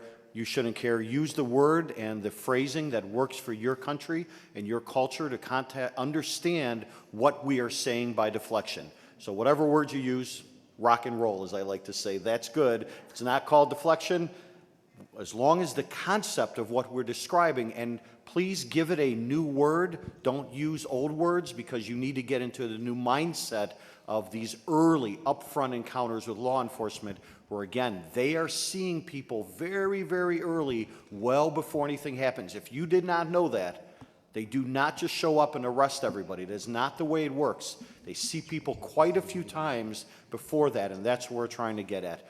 The second thing will be a very quick answer. The evidence base. Deflection is about 10 years old, give or take 10 years old. That means we're in the United States, we're in third grade, right? We're third graders.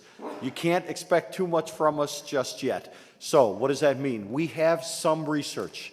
We have some evaluation. We have emerging practices. However, the underlying foundation of deflection, early, upstream encounters with people who use drugs, where they are, where you meet them, we have decades across the globe, decades and decades and decades of research that tells us that will work and people will be better. Your countries have done research on it. Every country's done research on what if we get to someone early, what would that look like? Deflection leverages police, but does not ask them to do anything more than tell us that you saw Jack and we'll go figure out what to do with Jack. And that body of research, David, we have multiple decades of that says it should work. And the last point on that is the early research then, evaluation on deflection, is showing that, yes, indeed, when we get to people early, they're getting into treatment faster and they're staying in treatment longer. What does that mean? Before the court would have done it, before the jail would have done it, before the hospital would have done it, or before they would have been in such a bad shape that they just had to go. So the research and evaluation is emerging, but the foundation of deflection is decades of research about early, like Rick said, early engagement with people before it gets serious. And we know who they are, we know where they are, and we know what that looks like. Let's get to them there. We have 2 interventions more, please. Sì, farò questo intervento in italiano perché voglio essere molto precisa. C'è una situazione, io seguo le famiglie qua a Villa Maraini e molto spesso ci sono casi di famiglie in cui il figlio o la figlia che assumono sostanze, un bel giorno sotto l'effetto di sostanze picchiano i genitori, rompono ogni cosa in casa e succedono veramente delle scene terribili. E questi genitori chiamano a un certo punto la polizia perché non sanno come difendersi.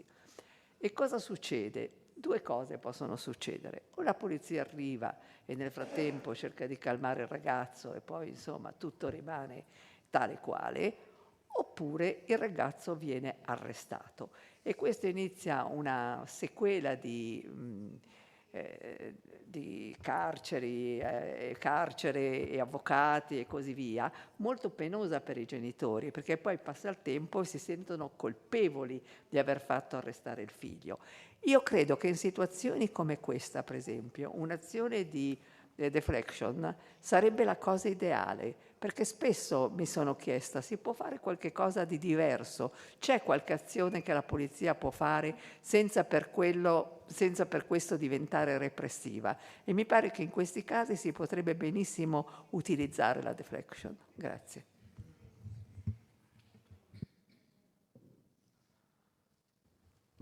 Yeah, I completely agree with you. I think the key point here is trauma informing the police service as a whole. Police officers, you know, they become robotic in their processes, and what we need to do as a society is come together to help the police improve and learn. And by doing that, it's about implementing quality trauma-informed training. It's really important to help the police understand that they're dealing with the causes of that incident. They're just seeing the aftermath. But you're absolutely right. Yeah, deflection can absolutely work in those situations. It's another tool for the police officers to use within their toolbox of interventions. And no doubt they would be very open and grateful for an intervention provider to come in and take the matter away from them, to be honest. So I agree with you. And the only thing I would add is, to the example we're using, the officers probably did not show up to that house, and that was the first time they've ever been there. We all know that. What happened on the first time? The second, the third, the fourth, the fifth, the sixth, the seventh, the eighth, the ninth, you understand what we're saying. That's deflection. The situation you're describing, lots of things are happening. We might be in deflection space, we might not.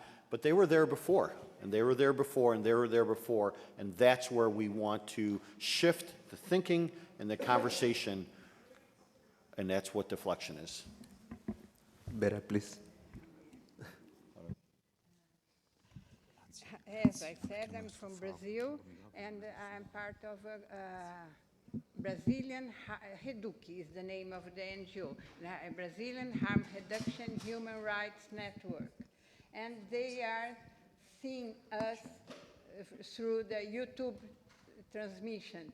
And they sent to me a question to make to you, okay? It's not mine, it's my colleague Andresa from Brazil, okay? I'll try to translate. How do you see the capacity building of harm reduction outreach workers as part of the deflection work with the social resignification of the people and the people in the ground, in the territory, working with the concept of prevention also? It makes sense? Do you need help? Thank you very much for the question. It's great that people are contributing online. Again, it comes back to that, one of the things I mentioned of defining what this is and defining it for each of the areas of the workforce. So you're talking about the harm reduction network. With your previous question, my mind immediately went to the questions the prevention side would be asking about this, because it's a prevention modality that is different to the traditional prevention approaches. So I think that it's very important that communication and materials are made available, and then training opportunities are there. I don't think different training needs to be delivered to every single sector of the workforce. I think the concept can be adapted where they are within their community and what they are doing within, that.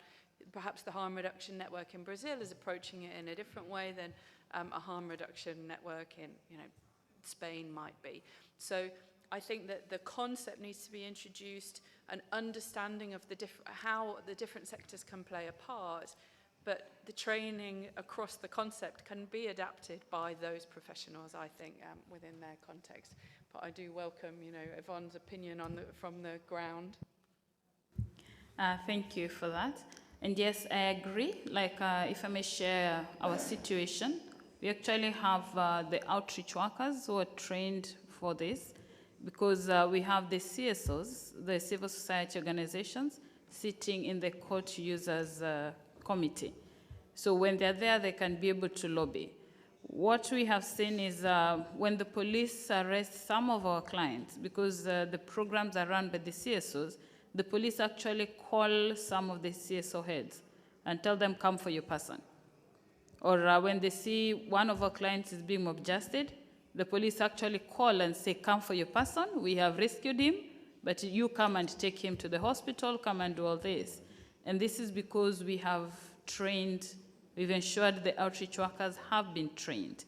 So yes, it is very important for that training, because again, the CSOs and the police within a particular area, I don't know how it is in Brazil, but in Kenya, the police in a particular area sort of know each other with the CSOs in that area. So it is easier for them to contact each other. So when the outreach workers are trained, the police know who to call, and it's easier to rescue some of our clients. Thank you. Ruby, please, you have the floor. Hi, everyone. So thanks so much for your presentations. I have a comment and a question. So the police, in reality, do often arrest people the first time. It's happened to me, my friends, and my colleagues. And the fact that they arrest them at all is a problem, of course, which we're addressing today. And it's a result of the existing war on drugs. In a criminalized world, law enforcement are required to arrest people committing a crime. So we must ensure that there is no longer a crime. Addressing the root of the issue must happen, as Zaved said. My question is, how is the war on drugs over, as Jacques had stated? As long as drugs are illegal, the war is happening. The battleground is in the streets with government, police, and the cartels killing and harming people. And is that not a war? The only way to end the war on drugs is legalization, regulation of all drugs. Then we can truly take care of the health and human rights of people who use drugs. Then we don't even need deflection. We don't need police to be involved in this issue at all. So my question is, how can the police support actually ending the war on drugs other than through deflection? Thank you. I think that's my favourite question, and I wholeheartedly agree with you. I 100% agree with decriminalisation, and I 100% agree with regulation as well. And it's good to see models of regulated cannabis markets, emerging, particularly within America. There are problems, however, with regulation, and that's with corporate capture. And I really do emphasise the fact that this today is this is about public health. This is about public health interventions and coming together to provide those really, well thought through, well funded, free to access for all policies and measures which we can all come together to develop and deliver. I'm not just saying this because it's easy to say within a friendly audience. I absolutely mean it. So police officers like me, I guess, and Jack have been, I guess, it sounds arrogant in a way, but pioneers of change. And it's actually our leadership trickles down to create that permission, that environment of permission for other police officers to reach out and follow suit. You'll be probably surprised to see the numbers of police officers in the States that I'm present on in meetings for PTAC US. There's a huge number of police officers wanting to create change, and also within the UK, my own experience with PTAC UK, and also internationally as well through work like this. By coming together and providing that leadership, but also permission for other police officers to think, actually it's okay to think differently, to create that environment of change, we can make a start. But it's a start within the current legal framework. So yes, the war on drugs does still exist, but the police can actually be the pioneers of change to kind of, convince our politicians in a way to also say, actually, this isn't soft anymore. We're not going to lose votes by implementing different measures. I remember from my own personal experience meeting Theresa May when she was the current Prime Minister. And at first, she was very anti-diversion, as it was called then in the UK. But she quickly understood the consequences of the current policy and was actually of great support to enable drug diversion within the UK. And you can see now most police forces implementing measures like this. So actually it's about permission, leadership, and actually coming together, all of us, to dissolve that kind of that focus on actually their activists or their campaigners. Actually not anymore. We're coming together to redesign policy, and that's what it's about.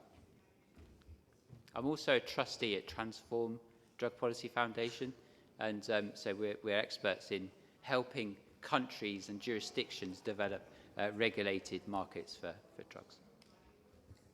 I would just like to add that we're in a period of great experimentation, and there will be a lot of evidence of unintended consequences. And when Jason talks about corporate capture, we're already seeing some very negative impacts of that in America. They can be dealt with, but we are in a period of experimentation. The other thing is, I don't think people here understand the pace of change in America, and I prefer to refer to it as a war on people. It was never a war on drugs, it was a war on people who use drugs. In America 6 years ago, when PTAC started, there were probably 13 deflection programs in maybe 2 states. 6 years later, there are 1,441 states. And the pace of change that's going on is really, really fast. And the problem with that kind of spate of innovation is 30 to 40% of it is genius, 30 to 40% of it is okay with some help, and 30 to 40% of it shouldn't be happening. And right now in America, no one is keeping score. So we're in a kind of dangerous period where simple solutions to complex problems, which are always appealing to ideologues, can have hugely damaging unintended effects. So we're kind of trying to strike a balance between rapid change, but rapid, sensible change. And that's not always an easy thing. Mauro, please, you have the floor. Very practical question. I'm wondering if to start this kind of practice of deflection, it is needed, or it was needed in your case in US, some policy frameworks, some legislation that support police to avoid arresting the first, second, third, fourth, 5 times you meet the drug user on the streets, which is very important also for us to try to understand how we can start with a pilot project maybe here in Italy, and how you work with the police in training them to change the attitude because you know all around the world police usually are not famous to be kind and nice with people are doing something against the law. So a problem here in Italy, I've been several times to the police station with the Villa Marina emergency unit. We go there to rescue people that are under arrest and they are using drugs to deliver some methadone and treatment. And police are aware that it will be better for them to be in Villa Marini and be treated, but they cannot avoid arrest them because they are against the law while using drug. So this is my questions. Your question is, do you need policy to drive this? So I'm going to give you 2 answers to this. One's going to be an easy answer. The other one will be a country-specific answer. The easy answer is, at least in the U.S. context, no. Police started doing this on their own. Now, I know the room that I'm sitting in, and Jason and I think there's some members of the Carbonari here, might be outliers, but you need to hear this. The police care. The police care about the people in the communities they work. That might be difficult for you to hear, just like stuff you say is difficult for the police to hear. We have to be real about the experience. Is everybody perfect? No. The police care about the people that in the communities in which they work. If your experience is different, I cannot speak to that. What I'm saying is if you think, and this is answering the question, that they're all bad, they think you're all bad, you ain't never going to change. Ain't nothing going to change. So the answer to your question is, in the United States, the origins of deflection were the police on their own because treatment and recovery was nowhere to be found. And the police were alone trying to figure out what to do. And they figured it out. And they went to treatment on their own with no laws. This is the evolution. No laws, no guidance from the judge, because they don't need it. They didn't want to talk to the judges. They didn't want to talk to prosecutors and say, we can no longer do this. We must do something different. They have a space. All police have a space within which they can operate. I promise you, that gives them some latitude. It's called discretion. Another D word, at least in English, discretion. Now, that's the easy answer with the historical context for the United States, and that's all I can speak about. Jason can speak about the UK. Yvonne talked about some practices in Kenya, outstanding. Mauro with Villa Marini and the leadership here, rock and roll, stuff is happening. So yes, it can happen without policy, without legislation. It will start small, and it will have to grow from there. The second answer is quick, and it's easy. It also depends on the legal framework of your country, right? Are you under Roman law? Not Rome, but are you under Roman law, common law? All that stuff will determine how big or small is the gap within which the police can act on their own. Does that make sense? They all have a gap, I promise you. Jason will tell you better than me. If you think everything that's going down when no one's looking is what's on the black and white of paper, you don't understand the world of policing at all, right? If you think that's it. When you go to McDonald's, if you think every time that hamburger is made exactly the way McDonald's wants it makes, you're wrong.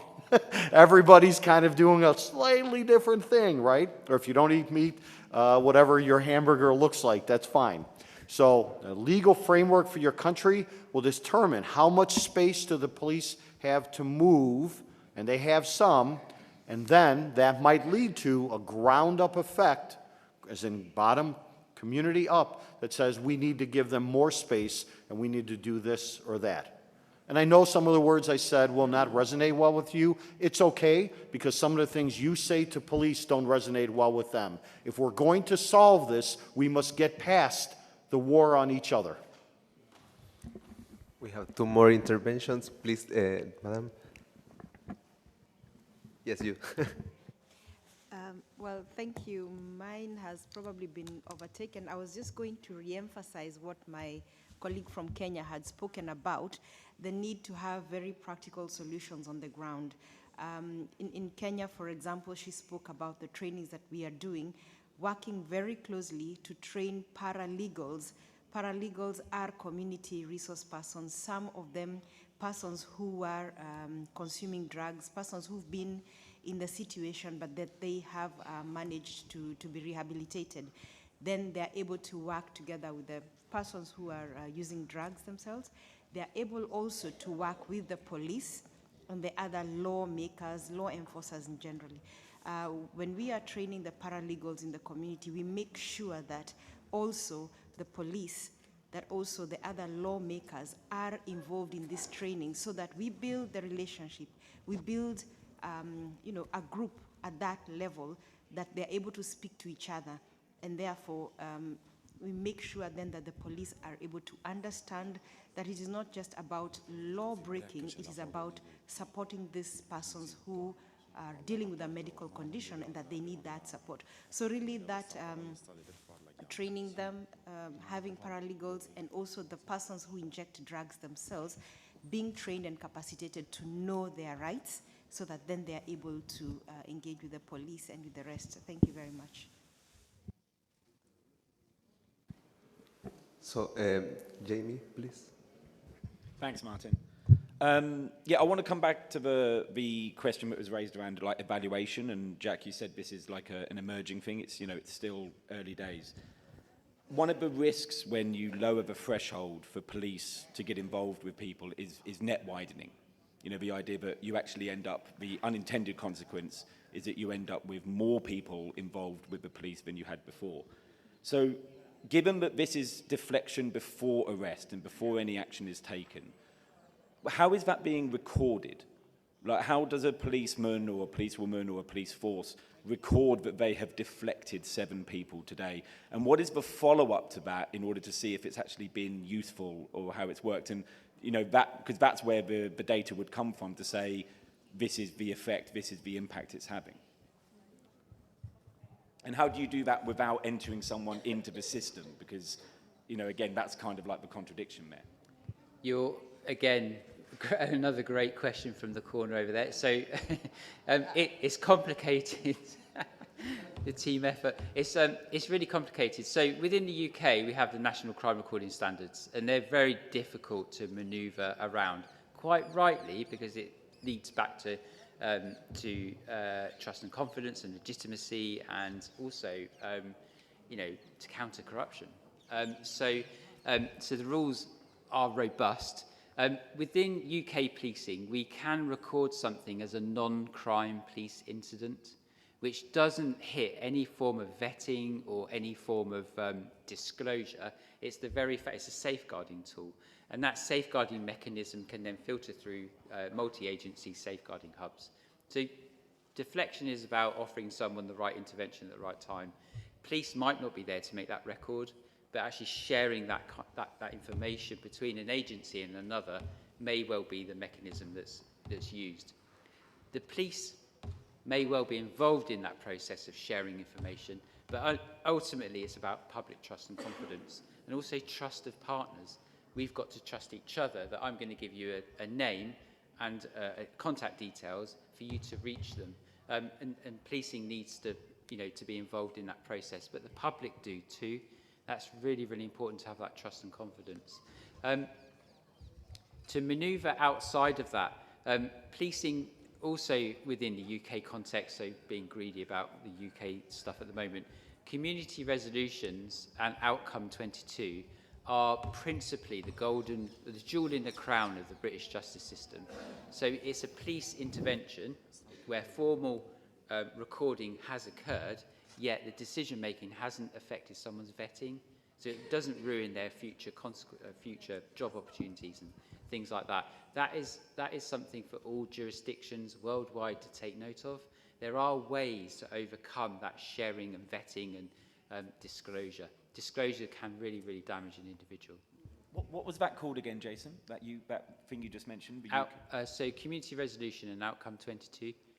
My work with the Centre for Justice Innovation can help Amazing. With that. Thank you. Yeah, and so to your point of what happens, for the most part, and I'd like to actually hear more about Kenya, but I know about Villa Marini. Once the police do what we call a warm handoff, in English, in American, we say we're going down the rabbit hole, right? I won't go too far down the rabbit hole, which means I won't go into too many details of the practical aspects of how police do this.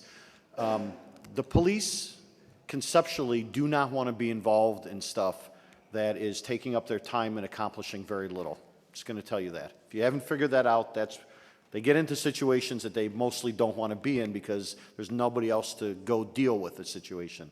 So in these situations, or in these deflection, what happens is the officer is involved for a certain limited period of time that she will be there at the point of encounter, is what we call it, the point of encounter.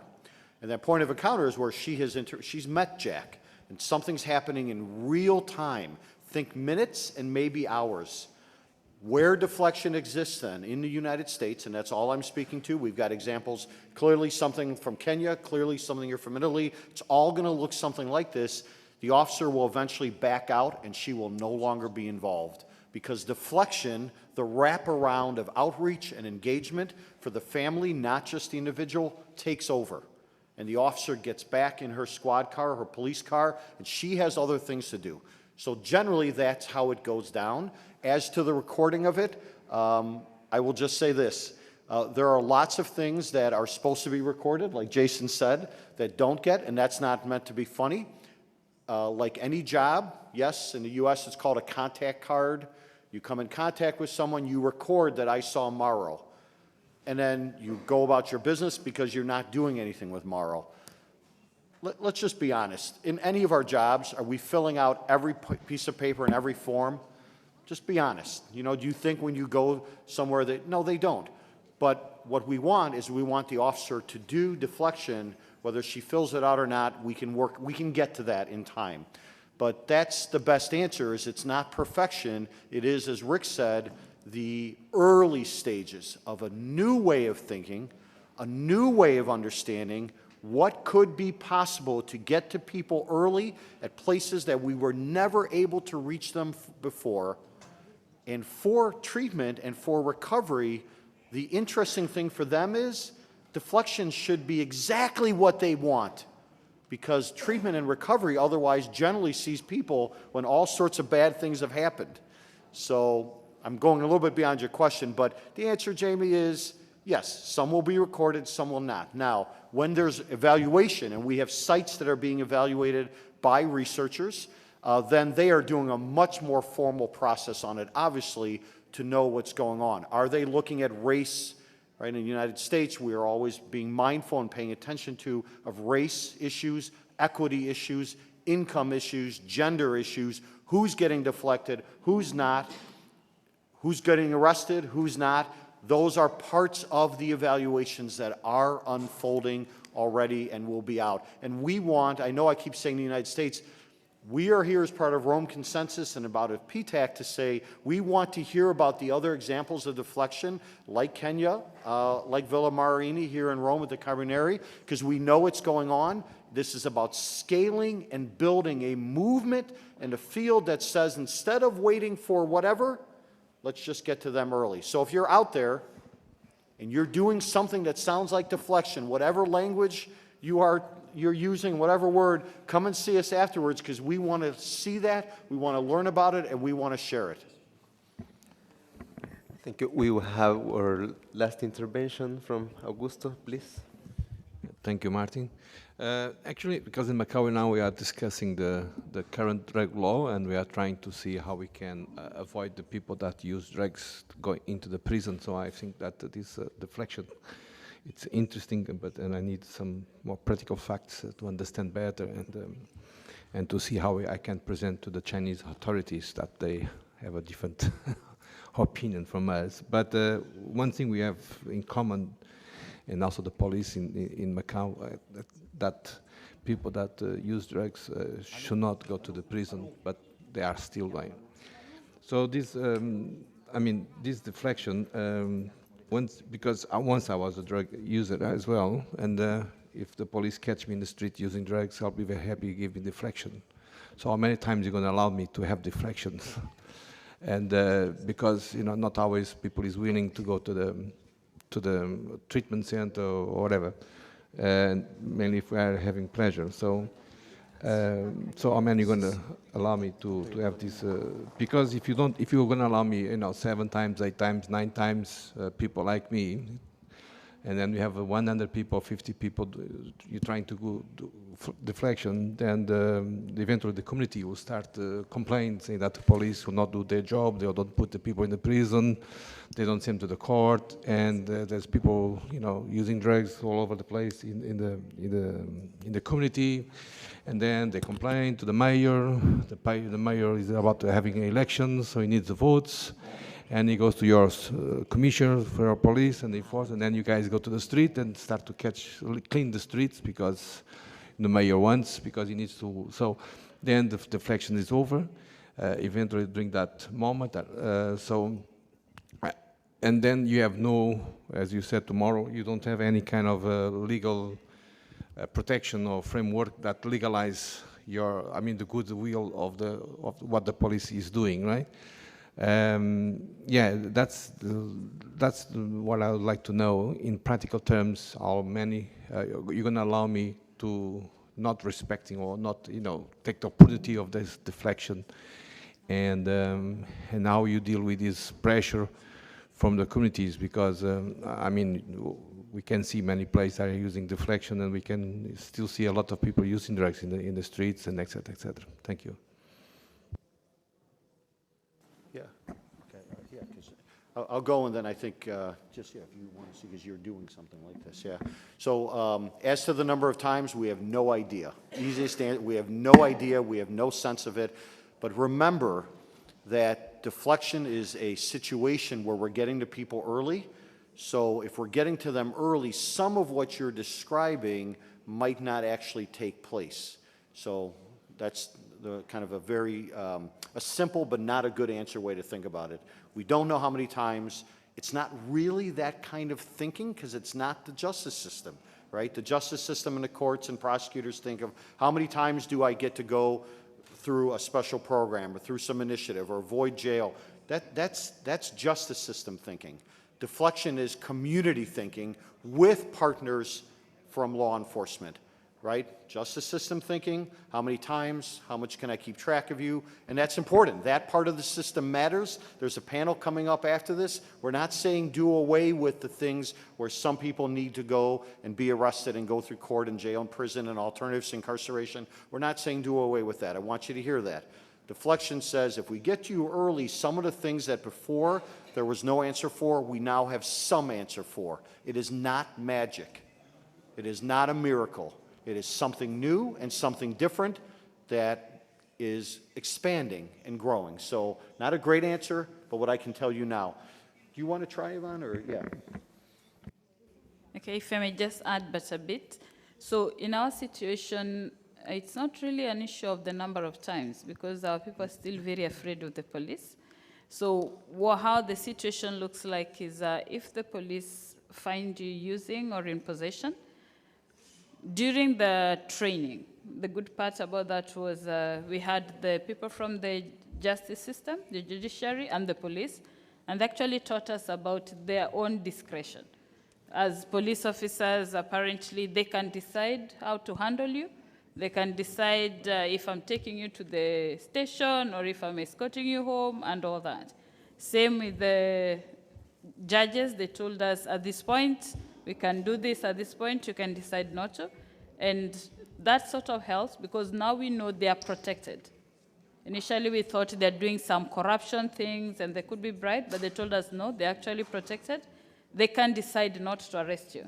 They can decide that because of this, let me take you inside, depending on how that community actually views you. So if you've been a nuisance to that community and everyone doesn't want you on the streets, then they will actually take you in and then I'll say go to rehab. If I may also piggy ride on what Maria had said before, like in the situation where a family, a child is beating the family or the family has cried for help, we actually have a lot of that. Now what the police simply do is they'll come for you and then it is you're going to rehab or you're going to the cells. So it is not the number of times. It is your relationship with the community and how the police perceive you to be a person of risk.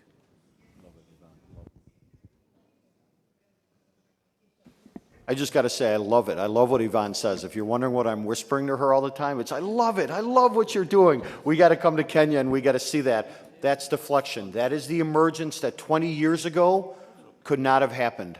10 years ago might not have been possible. But now, because of a lot of thinking going on around the world, including in police, I know I keep saying that. I know the crowd I'm talking to. You have to believe me when I tell you, and you listen to Jason also, that the police might think differently than you might assume they think about things, right? It could just be. I mean, the Carbonaria here, they coming out of Villa Marini. You have an example right here of this going on. But I love the stuff you're doing. Well, I'm coming to Kenya. We're coming to Kenya, yeah. Good. All right, as we head to close, and Martin's going to do the close, I have just 2 or 3 comments for you very quickly. One, I want you to start using the word in whatever language you speak that is deflection. That's the first thing I ask you to do when you leave here and go back home to where you're going. Start using this word and spread the concept. Second, I want you to, with your because your treatment recovery, right, this is your world outreach, I want you to figure out a good group of leaders in your community, to Yvonne's word, in your community to go to your local police, and I understand the context of your country might or might not allow this. I understand that. I want you to consider that there might be some police in your community that would say, I would like to do that, and I want you to take that group of leaders from your community, treatment, recovery, outreach, and by community, I mean the general public, business leaders, civic leaders, religious leaders. In the United States, we always have religious leaders at the table. It's part of our DNA, our culture. We're always going to bring the religious leaders with us, and we're going to go talk to the police. It's not going to be magic. You might not get a good response. And then again, they might say to you, and Jason, I'm not going to turn to you because we're done, but I know he's done it, and other chiefs say, we've been waiting for you. Why have you taken so long to come to us? So that's the second thing I want you to do. And the third thing is, before you do the second, if it's not clear or you're nervous about it, it's not, well, I'm still not quite sure what this is, which is totally understandable. This is new. Contact Rome Consensus 2 and say, help us to understand how to approach the police and how to talk to them. We will help you with that. We connect into the network of police leaders that are doing this work, and we will bring them with you alongside you so they see what you want. When you talk about people who use drugs who need to see their peers and hear it from their peers, let me tell you about the police. They're no different than you. They want to hear it from their peers. Come to Rome Consensus and say, I need a peer police chief to come with me to this country to talk to me about this thing called deflection, whatever words you use, and you can come. So 3 things. Start using deflection, go back to your community, put a group of leaders together, and then if that's not a little bit hard, you want it, reach out to Rome Consensus and say, help me make the approach. Help me understand how to do that. Do not go to the police and make demands and tell them what they should think. You wouldn't receive that well. They will not receive it well either. I promise you. That I can promise you. Can't promise you their answer, but I can tell you that. Contact Rome Consensus and say, this crazy guy Jack said, you could help us. Good. Can you have a police chief from Kenya or from South Africa or from Vietnam, or from El Salvador, or from Brazil? Can you find one that will come with us? And we'll say, we'll be there. When do you need us, and how do we get there? Fair? 3 things I've asked of you. I'm turning over to Martin. Thank you very much for your time today. Martin, great job, by the way. Great Thank job. you, Jack. Yeah. Thank you. I want to finalize saying, in all this beautiful discussion, I know you want to coffee break, but it's important to have this kind of exchange, and also keep in mind this is like our slogan of this event, say, breaking barriers, building bridges. Yeah. But this depends on all of us, because we are the experts, we are the leaders, so it depends on us to build what is deflection, and actually deflection can be a really key tool to rebuild the trust in the lax enforcement that is really necessary in a lot of parts of the world. Thank you.